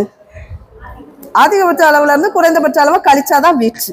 அதை தான் அவன் கொடுத்துருக்கா. அடுத்தது தூசு பொருட்கள் வீச்சினை கண்டறியும் கணக்கு. சரியா? வீச்சுனாலே என்ன அர்த்தம்? குறைந்தபட்சத்தை கண்டுபிடிக்கிறது. இப்போ அதை தான் கொடுப்பான். சப்போஸ் அவங்களுடைய சராசரி இந்த இதை கொடுத்துருவான். அதிகபட்ச அளவு 80 இருக்கு, குறைந்தபட்ச அளவு 30 இருக்கு. அப்போ அதோட வீச்சு என்னன்னு கேட்பான். அப்போ 50ல 30 எத்தனை? 80 சொன்னேன். 30 கழிச்சா எவ்வளோ? 50. அது கண்டுபிடிக்க தெரியணும். சரியா? சராசரினா எப்படி கண்டுபிடிப்பீங்க? எத்தனை எல்லாத்தையும் கூட்டி எத்தனை எண்ணிக்கை அதை கீழால வகுக்கணும். அந்த மாதிரி தான் போட்டிருக்கான். இது அவன் அந்த பாக்ஸ் வச்சிருந்தாலும் அப்படி கொடுத்துருக்கான். போதும். சரியா?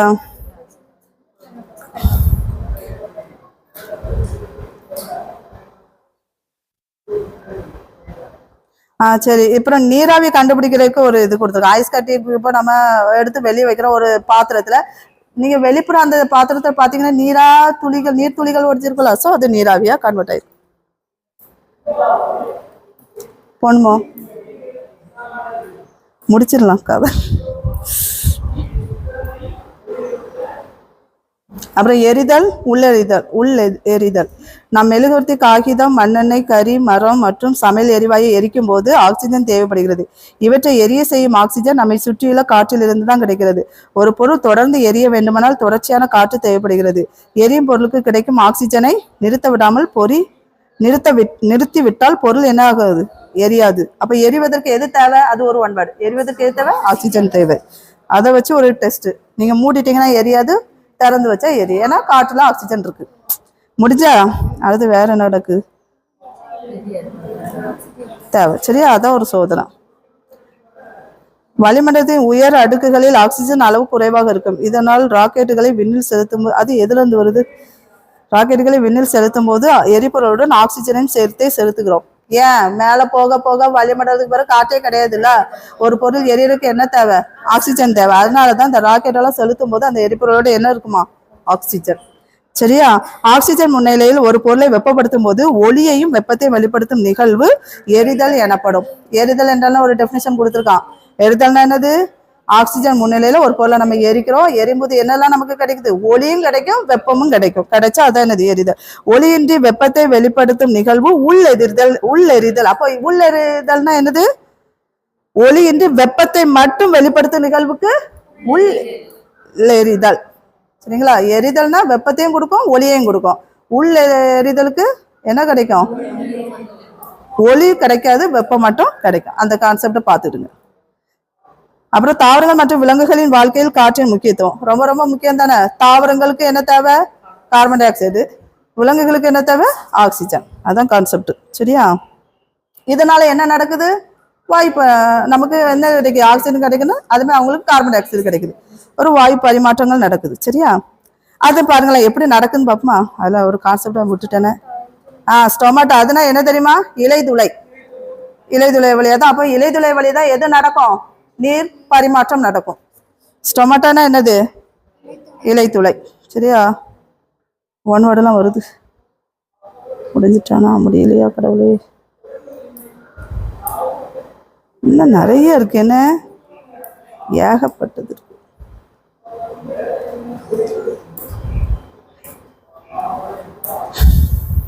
தாவரங்கள் வளிமண்டல காற்றுடன் நிகழ்த்தும் வாயு பரிமாற்றம் அவற்றின் இலைகுள்ள ஸ்டொமேட்டோ என்ற மிகச்சிறிய இலைத்துளை மூலம் நடைபெறுகிறது. நல்லா ஞாபகம் வச்சுடுங்க. சரியா? அடுத்தது இந்த படம் ஏதாவது உங்களுக்கு புரியுதா? வேர் மூலமா நீர் போகுது. அந்த இலையில என்ன இருக்குது? குளோரோஃபில் இருக்கு. அதுதான் என்னது? சூரியன் வந்து அந்த வெளிச்சத்தை பெறுது. சரியா? இலையில என்ன இருக்கு? குளோரோஃபில். பச்சையம் குளோரோஃபில். புரியுதா? அதுதான் என்னது? வெப்பத்தை எடுத்துக்கிறது வெளியே. சரியா? போதும் தானே? அது படம் ஓகே தானே? சரி. ஒளிச்சேர்க்கை எப்படி நடக்குதுன்னு தெரியல. அதான் இந்த இதை கேட்பான் அடிக்கடி. இந்த ஈக்குவேஷனை கொடுத்துருவான். நல்லா நினைச்சுன்னா ஒளிச்சேர்க்கைனாலே முதல் என்னது? கார்பன் டை ஆக்சைடு பிளஸ் நீர். எது தேவை? சூரிய ஒளி பிளஸ் பச்சையம். அது நமக்கு என்ன கிடைக்குது? அதுக்கு தேவையான உணவும் பிளஸ் எதை வெளியிடுது? ஆக்சிஜன். இந்த இதை கேட்பான். டாஸ் போட்டு கேட்பான். எதுன்னு தெரியாது கேட்பான். சரியா? அதை வந்து இந்த மூலக்கூறு வாய்ப்பாடோடையும் கொடுப்பான். சரியா? விலங்குகளின் சுவாசம் எப்படி நடக்கும்? ஆக்சிஜன். அது எப்படி நடக்கும்? நம்ம சுவாசிக்கிறோமா காற்று, அது போய் என்ன பண்ணும்? ஆக்சிஜனை எடுத்துக்கிட்டு செரிக்கப்பட்ட உணவுப் பொருட்களுடன் வேதி வினை புரிந்து கார்பன் டை ஆக்சைடு மற்றும் நீராவி மற்றும் ஆற்றலை உருவாக்குகிறது. கார்பன் டை ஆக்சைடு வெளியே வரும். சரி, இவ்வினையில் உருவாக்கும் ஆற்றலானது நமது உடலின் பல்வேறு செயல்கள், வேகம், வளர்ச்சி மற்றும் வளர்ச்சிக்கு உதவுகிறது ஆற்றல். அப்ப நம்ம உணவு செரிக்கிறதுக்கே எதுதான் தேவை? ஆக்சிஜன். நம்ம சுவாசிக்கிற ஆக்சிஜனை எடுத்து தான் வேதியியல் ரியாக்ஷன் நடந்து எதை உருவாக்குது? ஏடிபி, ஆற்றலை உருவாக்குது. இவ்வளோ வேலை நடக்குது நம்ம உடம்புல, நம்ம தெரியாம இருக்கோம். சரியா? அப்புறம் நீரில் தாவரங்கள் மற்றும் விலங்குகளின் சுவாசம். குளங்கள், ஏரிகள், ஆறுகள் மற்றும் கடல்கள் போன்றவற்றில் உள்ள நீரில் குறிப்பிட்ட அளவு என்ன இருக்குதான்? ஆக்சிஜன் கரைந்து இருக்குதான்.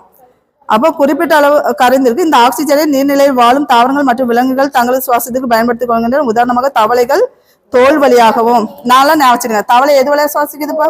தோல் வழியா. மீன்கள் செதிர்கள் துணை கொண்டு சுவாசிக்கின்றன. சரியா? இப்ப do you know question. Carbon டை ஆக்சைடை -57 டிகிரி செல்சியஸுக்கு குளிர்விக்கும் போது அவை திரவ நிலையை அடையாமல் நேரடியாக திட நிலைக்கு மாறுகிறது. இதனை உலர் பனிக்கட்டின்னு சொல்றாங்க. அப்போ என்ன ஆகுது? கார்பன் டை ஆக்சைடு தான் என்ன சொல்றோம்? திட கார்பன் டை ஆக்சைடை தான் உலர் பனிக்கட்டின்னு சொல்றோம். திட கார்பன் டை ஆக்சைடை தான் என்ன சொல்றோம்? உலர் பனிக்கட்டின்னு சொல்றாங்க. சரியா? புரியுதுல? இது ஒரு ஒன் வேர்ட் கொஸ்டின், முக்கியமானது. திரவ கார்பன் டை ஆக்சைடு கிடையாது. என்ன கார்பன் டை ஆக்சைடு? திட கார்பன் டை ஆக்சைடு தான் உலர் பனிக்கட்டி. அது எவ்வளவு டிகிரி செல்சியஸ்ல குளிர்விக்காங்க? 57. சரியா? சரி, காற்றின் பயன்களை பாருங்களா. எதுக்கெல்லாம் பயன்படுது? சுவாசித்தலுக்கு பயன்படுது. மரக்கட்டை, நிலக்கரி, எண்ணெயெல்லாம் எரிவாயு எல்லாம் எரிக்கிறதுக்கு பயன்படுது. கான்செப்ட் தான் அது. போதும். அடுத்தப்பட்ட காற்று. இது இந்த பக்கம் பார்க்க மாட்டேன்னு.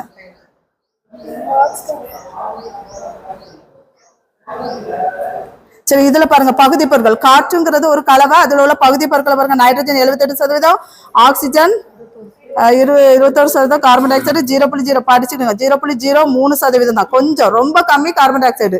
அடுத்த நீராவி, அது கிளைமேட் சேஞ்சஸுக்கு ஏற்றாப்புல மாறுபட அளவு. மந்த வாயுக்கள் 0.95%.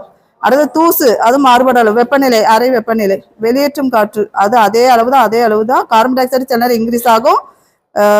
இந்த இயல்பை பொறுத்து, உள்ளி இருக்கிறது வெளியிடுறதை பொறுத்து. கூடுதலாக வெளியேறலாம். ஆவி, தூசுலாம் இல்லை. இது எந்த இதுல கொடுத்துருக்கான்?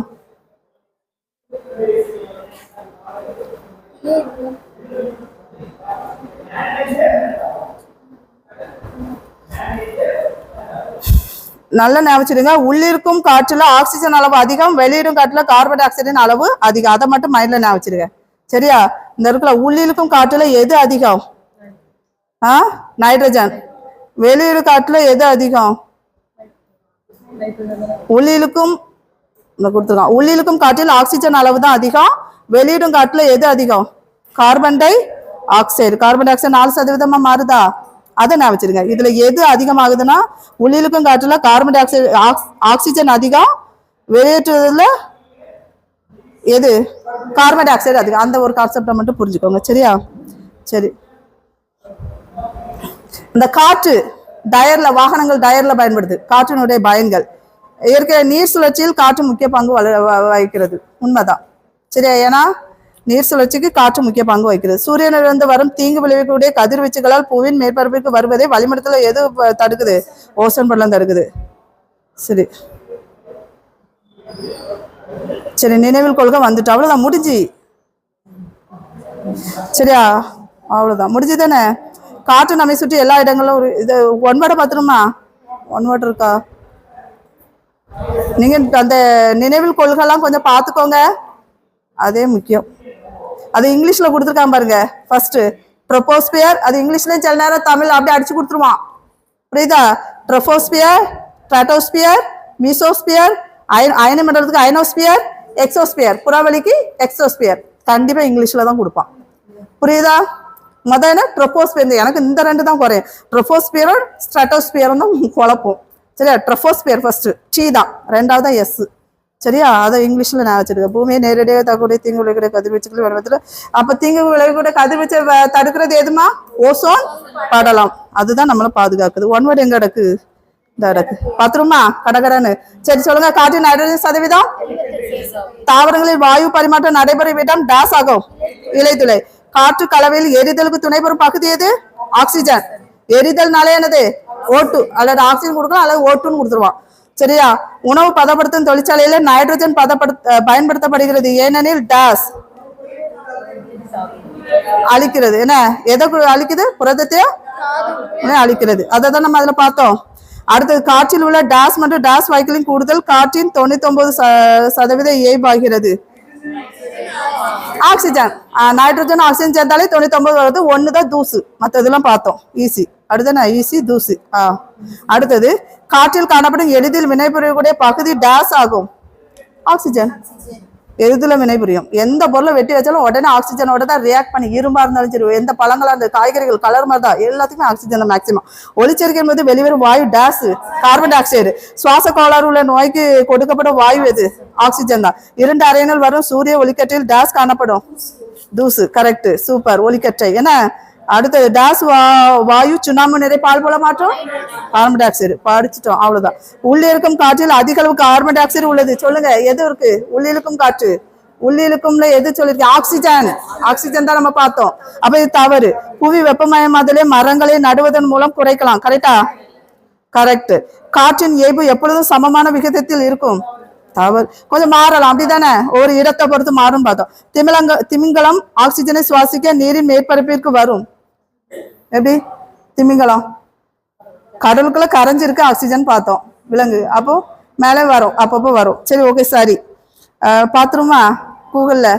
சரி, இந்த ஒரு லாஸ்ட் ஒன்னு. காற்றில் ஆக்சிஜன் இயல்பானது தாவரங்களின் சுவாசம் மூலமும் விலங்குகளின் ஒளிச்சேர்க்கை மூலமும் சமன் செய்யப்படுகிறது.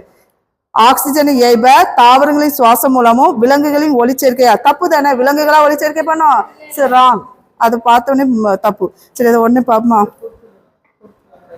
பொறுத்துக்கு பாத்துருமா? இயங்கும் காற்று எதுப்பா?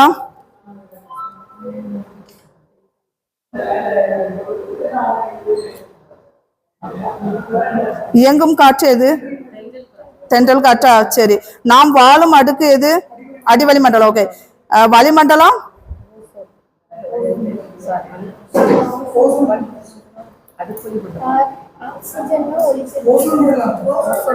ஆக்சிஜன் எரிதல்பா. கார்பன் டை ஆக்சைடு ஒளிச்சேர்க்கை. இந்த 2 முடிஞ்சிட்டு. அடுத்து தென்றல் காற்றுங்கிறது இயங்கும் காற்று. ஓகே, சரியா? 3 முடிஞ்சிட்டு. மீதி 2 இருக்கு. அடிவளி மண்டலமும் ஓசோனும் இருக்கு, அப்படிதானே? அப்ப நாம் வாழும் அடுக்குங்கிறது எது? அடிவளி மண்டலமா? அப்ப வளிமண்டலங்கிறது ஓசோன் படலம். சரி, ஓகே. சரி, அவ்வளவுதான். இந்த இதை மட்டும் என்னன்னு பாத்துருமா? நம்ம ஏஐ என்ன சொல்லுதுன்னு பாத்துருவோம். அதுக்குரிய ஏன் என்ன காரணம்னு சொல்லிடும்.